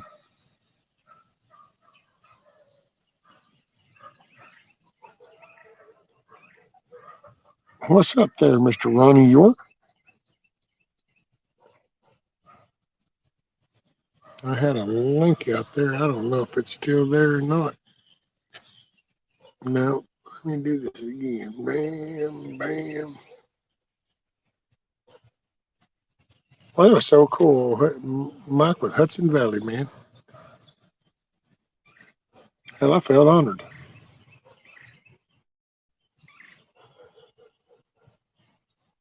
Thought about trying to figure out something to do.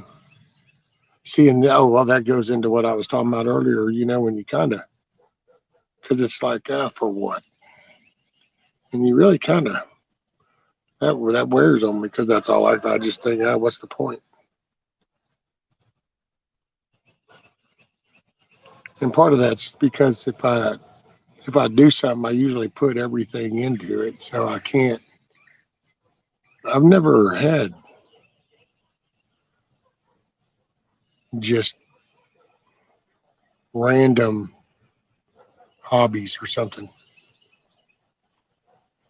where it's like, oh, here, I'll just do this to kill time. I kind of always just got into shit. 0 to 100. It's like go big or go home kind of thing.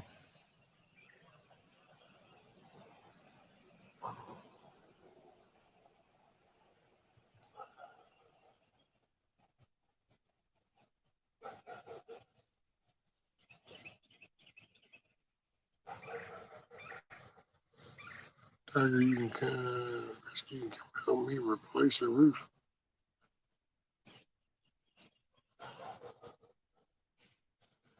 Oh, see, I wish I could. That's just it, Tiger. I wish I could. If I could go back when I got my Social Security disability, if I had known then what I know now, then I would have just probably bought me like an Econo van or something, or some kind of a utility truck type setup van. And I would have just sold this fucking place. And I'd have just went off and got me a little piece of something somewhere, and then I would have just. I wish I could do that now. I'd gladly take a damn 20 by 20. 20 by 20 that has a bathroom, a bathtub, a stove, a refrigerator.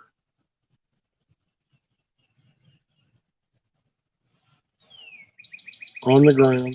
I can go in and out with my chair and just have a little bit of a big enough yard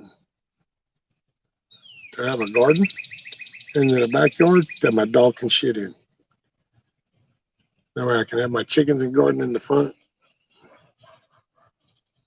That's it. Have no desire for anything more. I don't need it. I'm just here till it's over.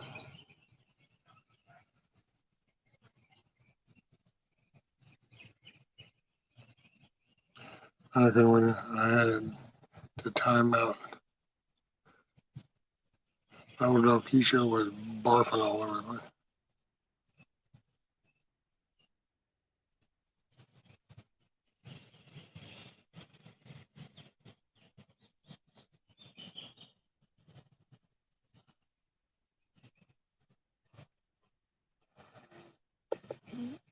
Yeah, so how did that go, Ronnie?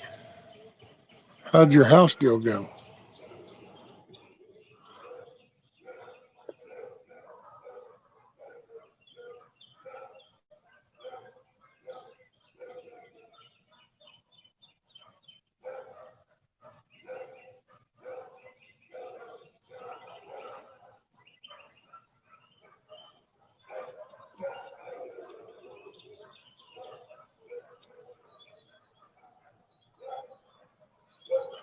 Good night. I don't know what fired these stupid dogs.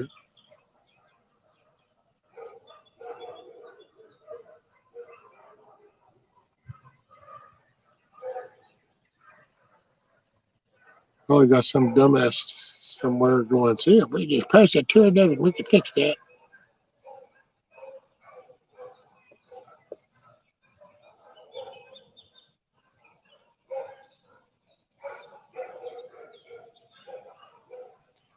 Yeah, my house was sold. Money. Maybe that. Okay, cool. What did you get? What you wanted for it?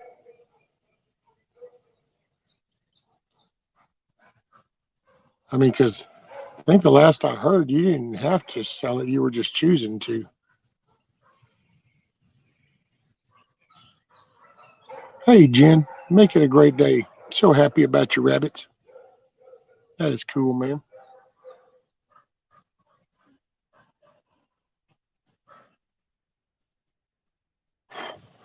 Oh, Mad Shad just put an everyday never forget. Wonder if old Shad, are you still here? Can you hear me? Heard the most weird thing during one of those hearings last week about that episode down there. I heard about the origins of the suicide bomber. I hadn't heard that before.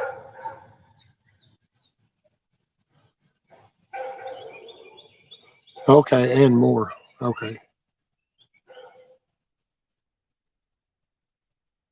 Gmo. Just ask Tom Selleck on Gmo. Because it's not his first rodeo.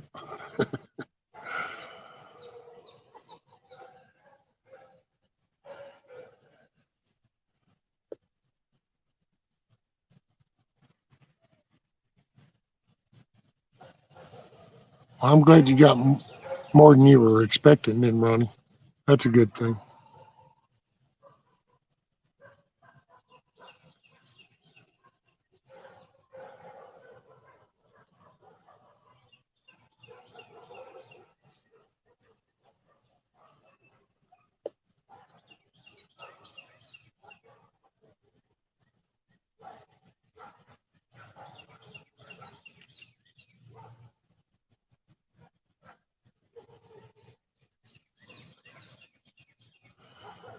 I got to get them a little sandbox kind of thing built or something, man. I don't know. I think I'm going to end up having to put the wheels on the outside. I might put them on the back, on the outside.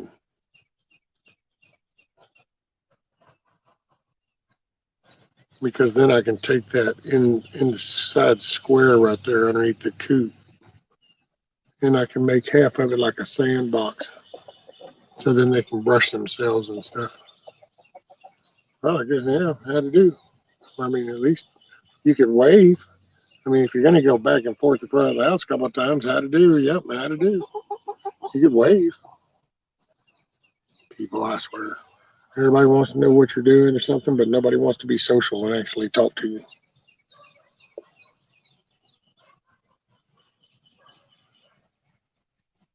Lonnie says, yep, I'm going to hit the road. Hit the road, Jack. Don't you come back no more, no more. Hit the road, Jack. Don't you come back. So you going to get you like an RV, or you going to have you like a truck and a trailer set up? Or do you already got the truck, just going to get the trailer?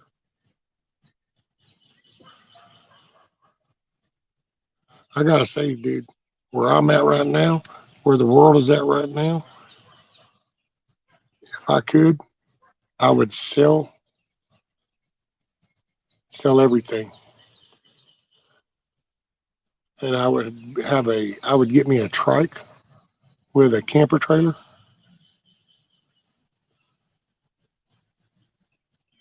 And I think I would just take off and I would just go hit places, just flop out on the ground and enjoy this earth.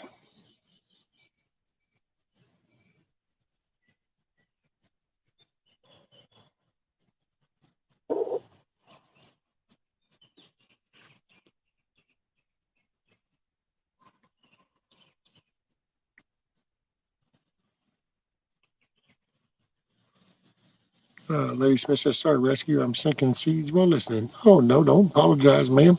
You're doing things.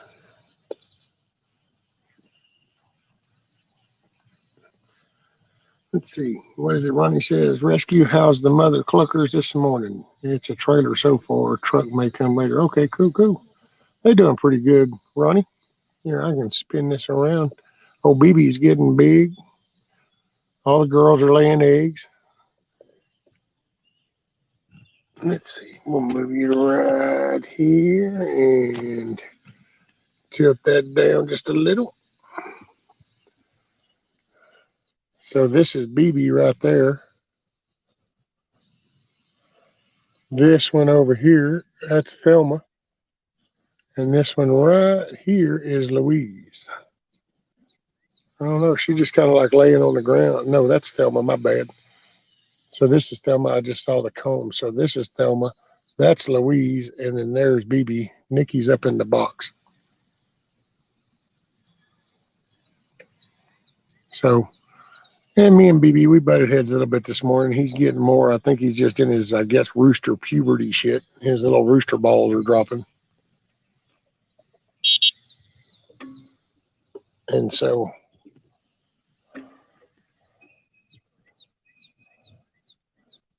there we go. That kind of does the whole shot.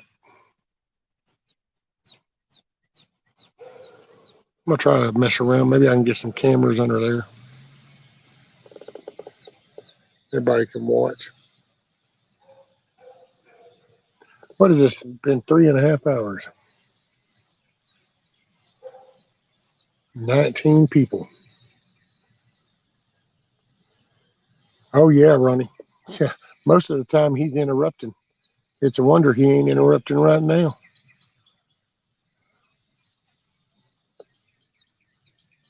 Usually that's all he's doing.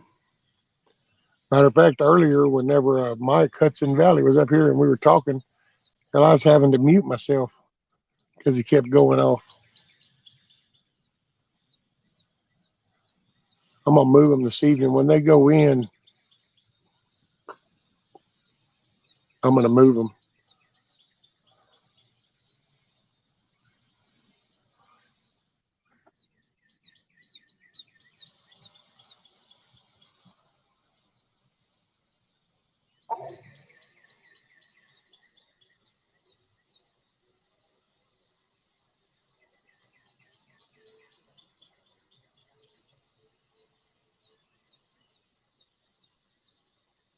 Yeah, I gotta say, I wouldn't mind having a trike with a set of extended tanks on it.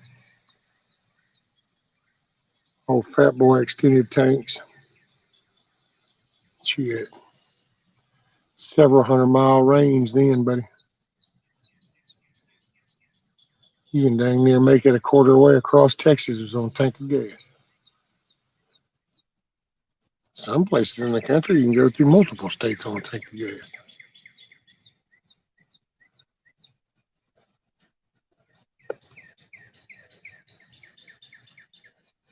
So now Ronnie, so you're doing a trailer. Do you already kind of like have a spot like in mind or that you were going to put your trailer at first?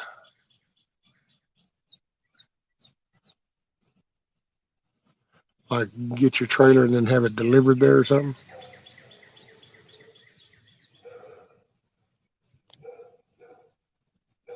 You know what? Bam. Kiss off? I'm glad I got to see you too, man. I hope you make your day a good day. Tell Chuck to get his damn head out of Fox.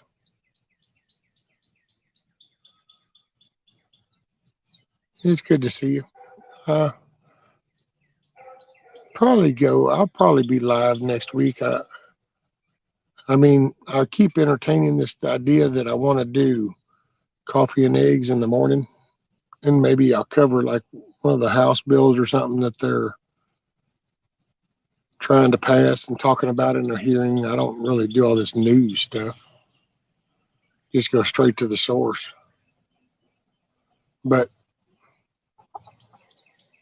definitely, since I brought up the tree thing, I'll take y'all along on that journey.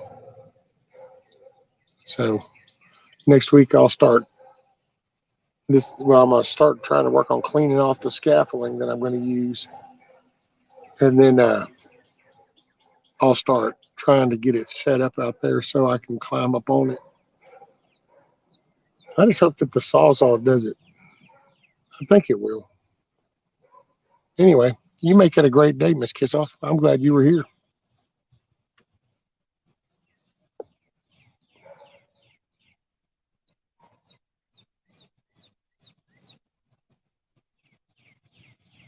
Well, that's pretty good, you're running. I mean, dude, to be honest, I don't know.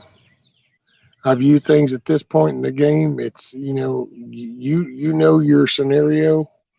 I know that if I could trade this for a place that I would consider paradise for say the next 4 years, I would do it because I don't know what's going to be in 4 years.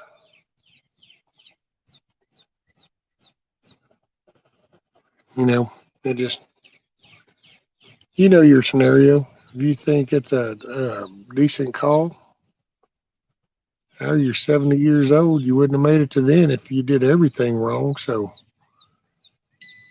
you know what I'm saying? It is what it is.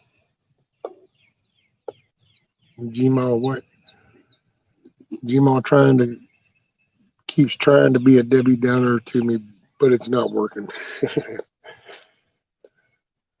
Sometimes I think Gmail just gets a kick out of it.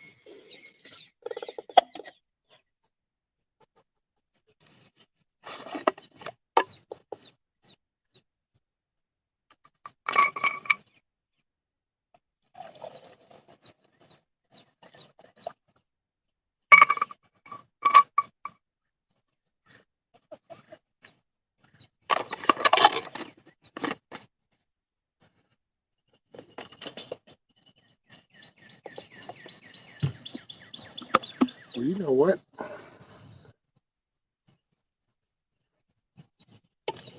It's almost 11 o'clock here. Been sitting out here in the sun.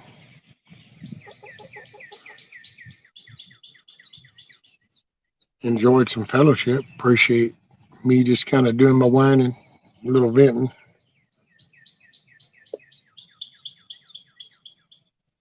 Appreciate everybody listening. It's good to see some people I hadn't seen. Scat Pack, Mama Red. Hadn't seen y'all in a minute.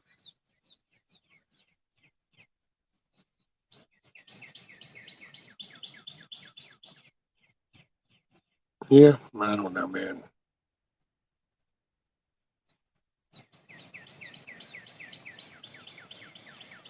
Sometimes I know I don't go along with the norm on this YouTube shit, but I'm not a normal kind of person. So I didn't start this under normal conditions.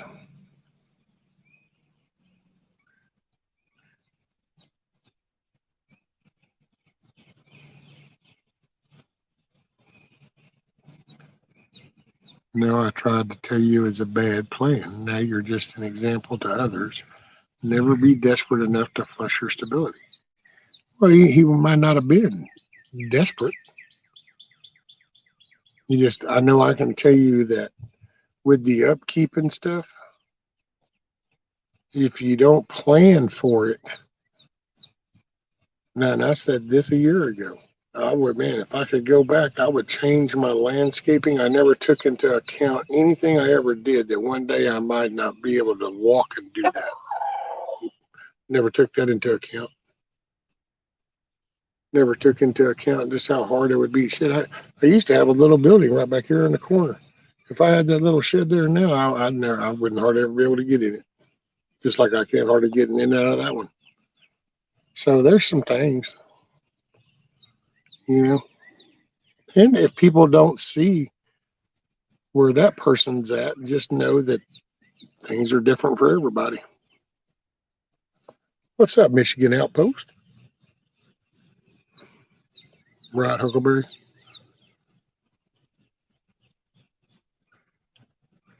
Moose, what's up, buddy? There's a name I ain't seen in a minute.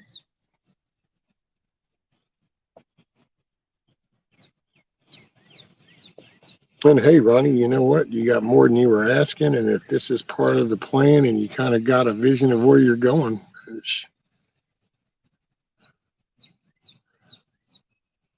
that's why I get it. Just like, man, whenever I used to have to go to some of those businesses, and then some of them would be those, kind of fancy nursing retirement places, and then I would go to subdivisions that were like retirement villages. Man, if that's the income and that's what people can do, then that's that. I know if I had the money and I could afford to landscape this some, then fine, I could see it. But man, I made bad choices, and now here I am. I can just sit here and kind of whine about it. But then, or I could make that choice. I'd sell it. Plus, and then you take the current environment going on. That's just like whatever.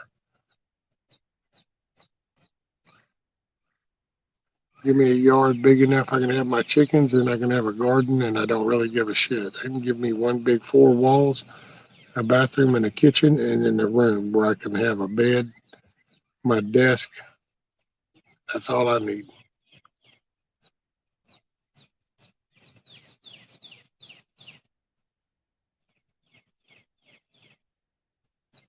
We had storms pretty severe last night. Did anyone here have weather last night? Yeah, TT1. Tiger lost part of her roof. Scat Pack and them lost part of their roof. Who else said they had winds? Hutch said everything was fine for him.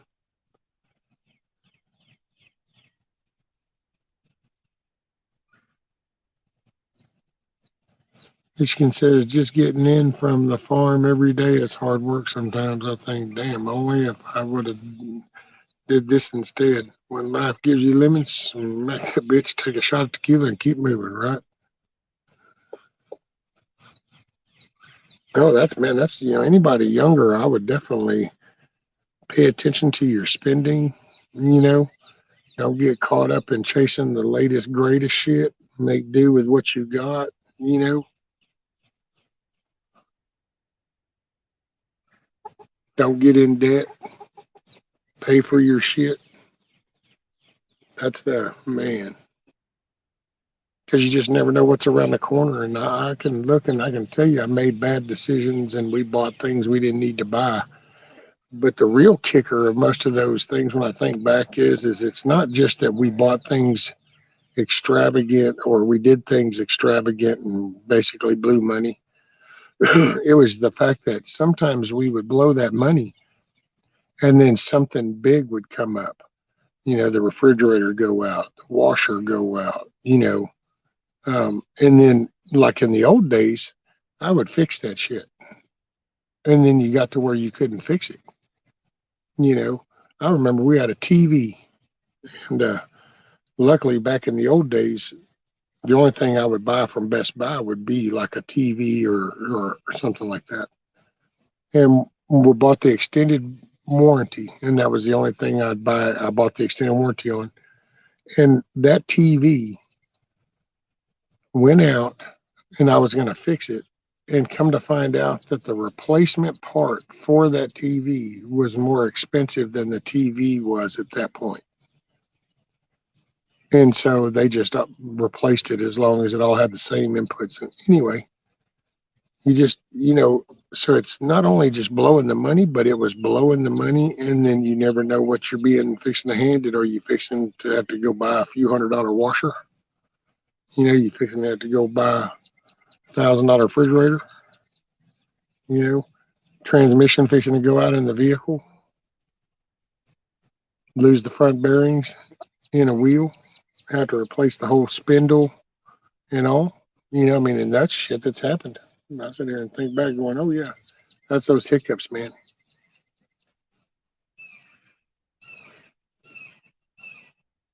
And when you look at a company aspect, I definitely see how I totally screwed my life up. I didn't manage that shit worth of crap.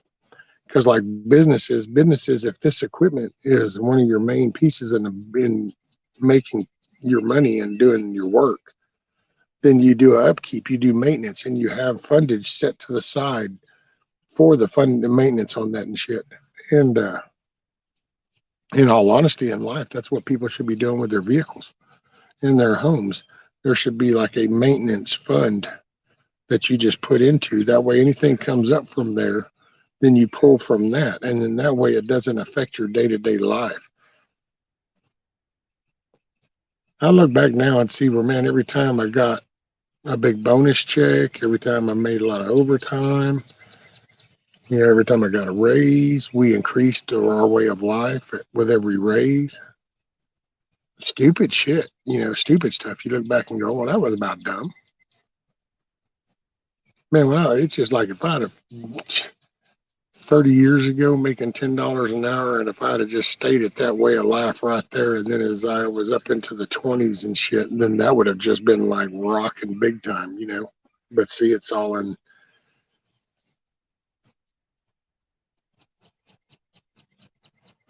I don't know.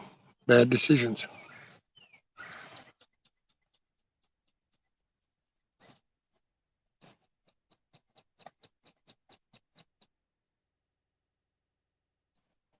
Okay, see, and Ronnie says, yeah, there were some issues that you can't repair. I know, that's all right for you. Mine's so unlevel.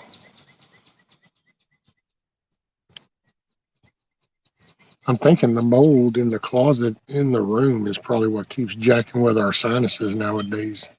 I think there's mold up in the attic. I just can't get up there and look. Hell, even when I could move around, I could barely fit in that attic. That's a low pitch. So that's a smaller attic.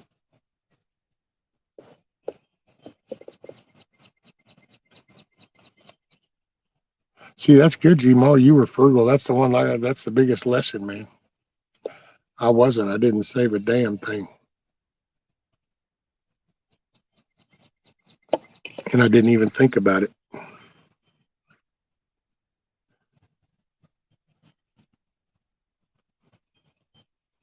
Michigan says 40 years old, just getting started.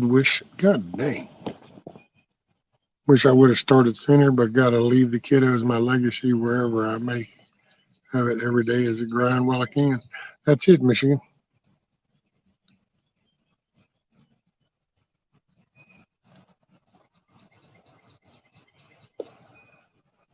Oh, yeah, it's a pretty day. I think I'm gonna get some shit done today. I don't know if I'll go live in the morning. I might. Man,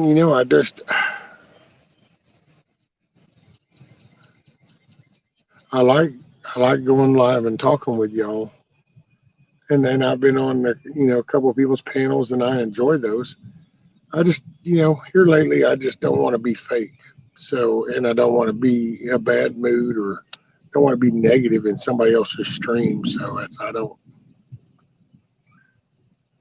just kind of, I don't know. I've been kind of kicked back just trying to figure out what the hell, you know. I don't know. I need to finish getting them boards off from that porch and cleaning them screws up. And then I guess I'm gonna rake them leaves up and put them in the compost pile. Got to make the compost pile. I'm thinking about just doing it right there where I've been kind of starting. Just make me a U-shaped corral around it. What's already there. And just keep it going right there. It's there. What the hell? But yeah, I don't know, man. I always like talking with everybody. It's just I think everybody's in a different place. We got so much shit evolving, and there's so many different perspectives and lenses to look at the events happening through. So everything's kind of like I say. I mean, I don't give a shit about too much other than one, that dollar shit. Now that's starting to wear on me, and then this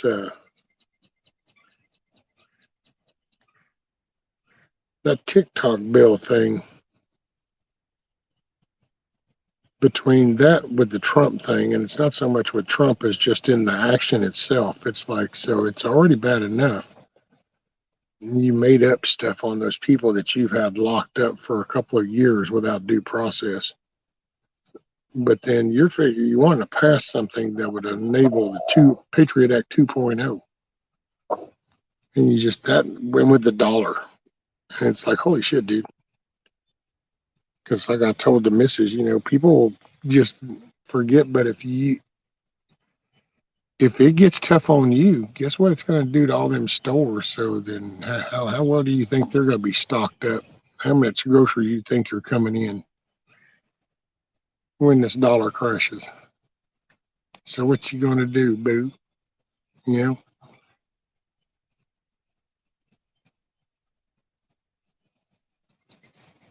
Hey, D-Dog, what's up, man? Hadn't seen you in a minute.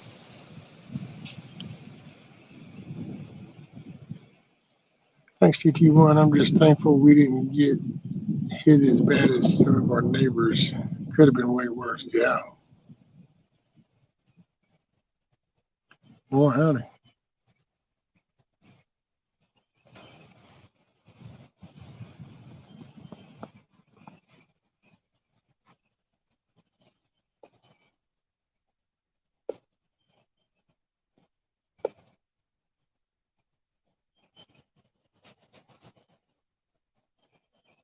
I think I got an oak tree, little shrub.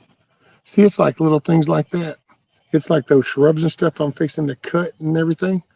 I'd probably transplant them into someplace else around here. But, dude, I can't stand up and do no stupid ass shovel.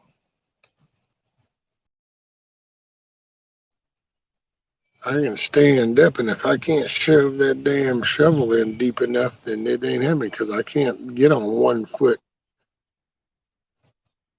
I mean, well, I could a couple of times right in front of me, but I couldn't go all the way around that shrub.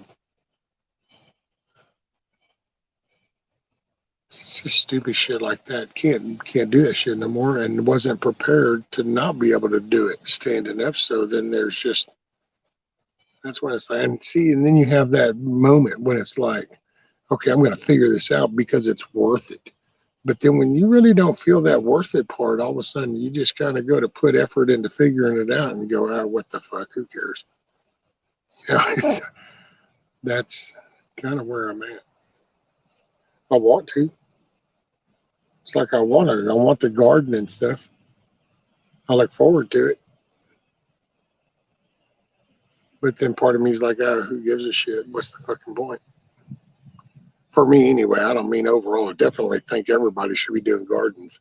I think communities, that's what I would like to have thought that mine would have been the poster child, you know, of a small community coming together with local gardening and shit. But oh no, instead you got these fucking city dwellers that are going to create a bigger rift and we're going to have a bigger fight than we already got.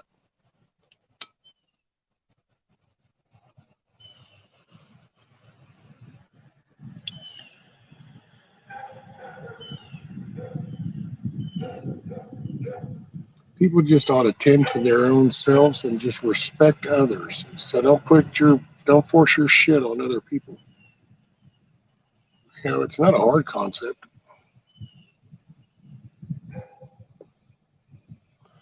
Jamal says, I gave good financial advice. You'll find out in the year. Oh, well, maybe you did. Maybe you didn't. Who knows? You don't know what he sold his house for, though, Jamal. Got to give him credit for that. You don't know. Homeboy could be sitting on $500,000.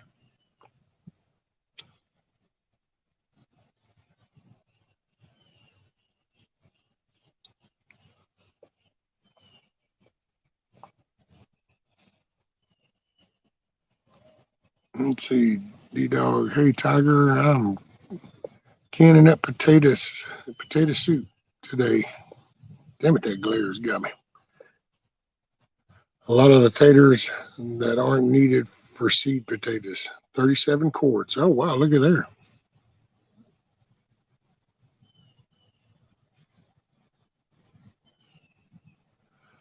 And Ronnie says, G-Ma, I'm very good at pinching pennies, but if the money is gone in a year, it's on me, no one else. There you go, Ronnie. Tiger said, just got to remember, however bad things get, they can always be worse. There's someone out there who would kill to have your life. Well, if they would just, well, do me and you can have it. Then we're both happy. If they think this is exciting, they could have it, and I'm done with it, so then I'd be happy.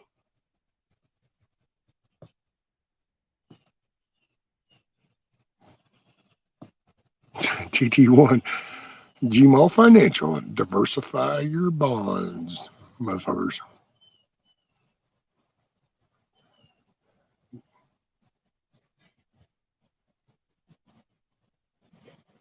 I wanted a life with no mortgage. I was able to get to that point.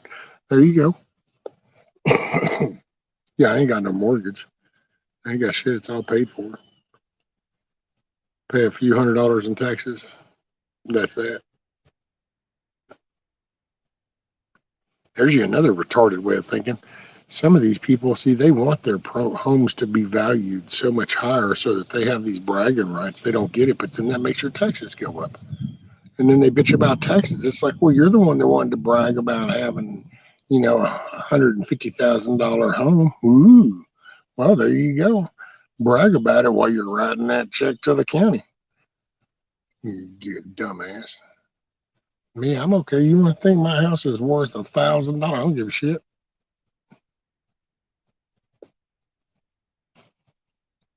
Oh yeah, Ronnie. Yep, sure enough. This has been a family thing. I was a kid when my mom and stepdad pulled up here, and it was there's 2 lots that were wooded. And we started parking out on the road and started clearing out a spot for a tent and a camper, and then every weekend we would come up and clean out a little bit more, clean out a little bit more, clean out more, till finally it was all cleaned out. And then they had Jim Walters at the time was the builder. You all remember the Jim Walter homes? Well, there was actually a house from the beach that my mom liked, and it had the 2 sliding patio doors on the end that would be up on pilings, and then facing out into the surf and stuff. Well, she had them do that up here. So this house used to be on pilings, has the doors and stuff. And then after a while, my stepdad had died. And some of the pilings got bad. I didn't know then what I know now. And when a guy told her how going, oh yeah, it wouldn't be cost effective to try to replace the pilings. Your best solution is just to lower the house down and put it on blocks. Well, so we said okay, and so then in the end of that, I ended up doing that. Well, then over the years, ended on adding on another. I think it's a 20-foot section. I think that was a 20-foot add-on that we did to the end right here. And that's actually, yeah, that's that part right there. And you can see where right here, where the house, that siding ends right there. That's the original house. And then this all was an add-on that I built onto it. And we were in the process of that actually when we went up to Tennessee. And half of that is a deck. And then the back half is a room. But then after the last two hurricanes, storms, and we had that one before last, we had a lot of rain with the wind, and it shifted that whole house. This corner shifted it that way about 6 to 8 inches, and it sank about 4 inches on the back. And I've spent a few $1,000 paying useless pieces of shit to come and do useless ass money milking shit, and I still am ending up where I'm at. So there's that. So yep. So yes, sir. Anyway, that was a extremely long answer for a short question. I used to build a Dick Hurst construction up around Dallas Fort Worth, Ronnie. Way back in the day, I used to be a framer for them, doing custom homes. I was a roofer for a little while. I just never really could get into the roofing. Wasn't so much the actual work of that. It was always the people connected to that work. Talk about some lazy ass people. It's so hot up here, man. Come on, we need a break. We need a break, man. If you'll just get it done, we'll be over. But I love framing. Man, there was something cool about framing and shit, dude. You pull up and all you see is a slab and a stack of lumber. It's like, oh yeah, it's on like Donkey Kong. And you whip out them planes. All righty. And man, you just get to getting it, that shitting and getting. And then you go to leave, and man, here's this whole framed in shit, and it's just badass.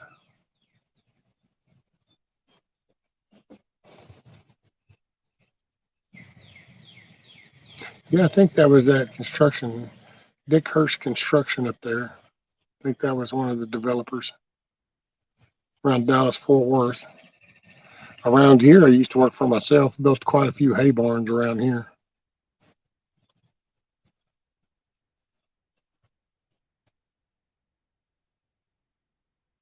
Shit, buddy, Ronnie, I got my E-swing still to this day. I still got my E-swing. I don't know that I can drive them 16 pennies and 2 whacks no more like I used to back in my youth. It'd be that tap, tap, wham. See if you could drive that bad boy home. Tap, tap, bam. Man, I'm running ridge plates and shit, toenailing them rafters.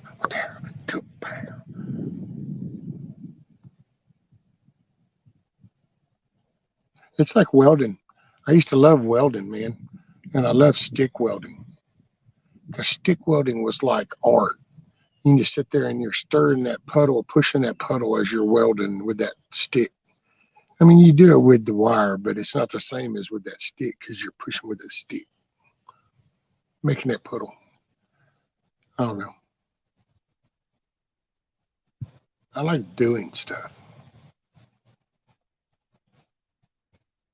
I don't know. I guess I came from the generation of the sense of accomplishment, not the sense of laziness. Who's doing what for me today? What?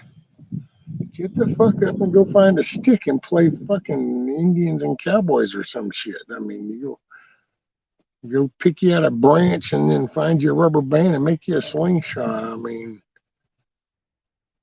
son, Chinaberry trees, that was the shit too, buddy. Take one of them damn slingshots and them Chinaberries. Pow! Some shiznit. I don't know. People don't take pride in doing things anymore.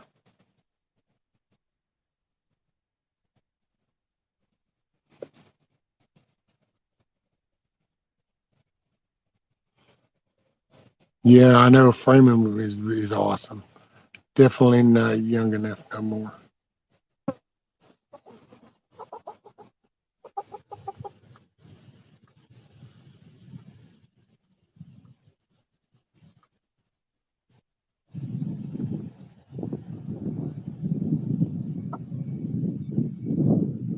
TT1, I wish I would have taken footage of all the destruction around us. It's crazy. Oh, I bet. I know when them little tornadoes come through here a few years back.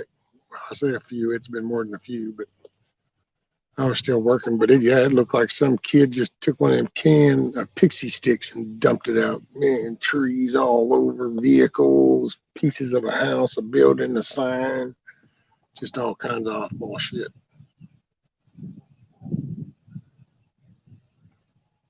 This shit's got no forgiveness.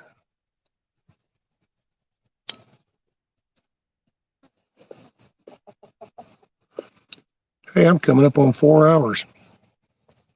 So, I might leave y'all with my song. You know what I'm saying? So I hope everybody makes it a good day.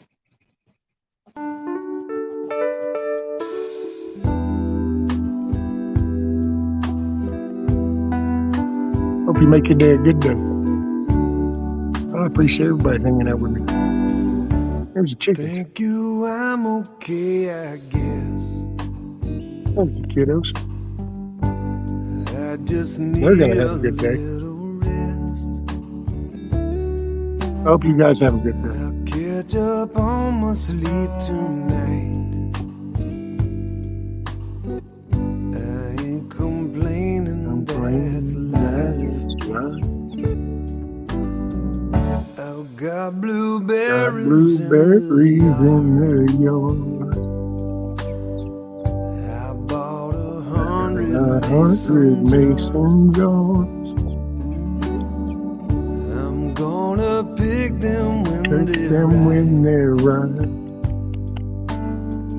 Another season that's life. Wipe that tear out of your eye. Behind the clouds, the sun still shines. You're in my prayers every night. Enjoy the journey that's life. And y'all have a good day. You make it a good day. It's all in how you look at it. It's in how you approach it. Don't just look at the negative. You can acknowledge something's bad. Then you find something good.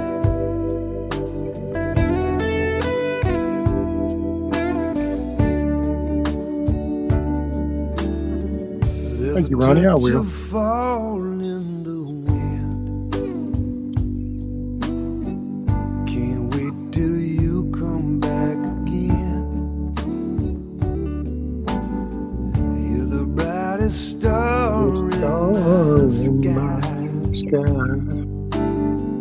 Wish you could stay, that's life.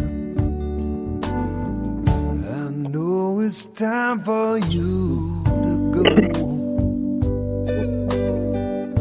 Here's The sandwich for the road.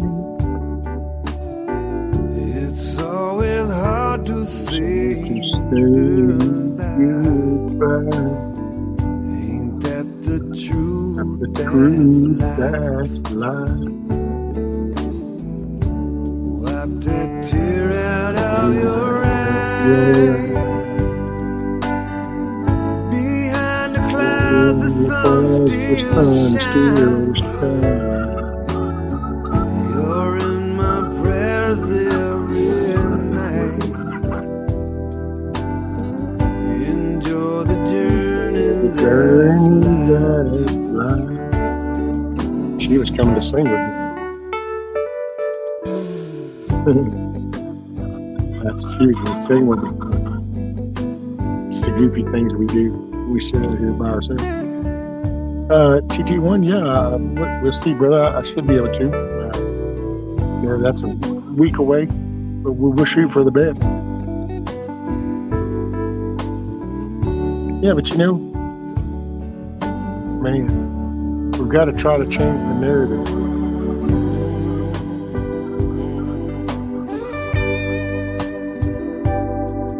Louise come in just to sing. I sit out here and jam with her. She likes it.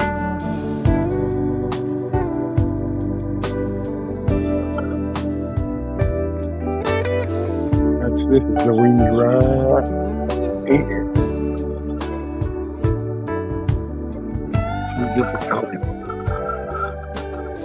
She likes to sing. Hey, man. Thank you all. Appreciate you spending your morning with me. I might see you in Sunday morning. We'll see how it goes. Just remember, make your day a good day. You're the one in the driver's seat. Smile and help somebody else smile. Later, everybody.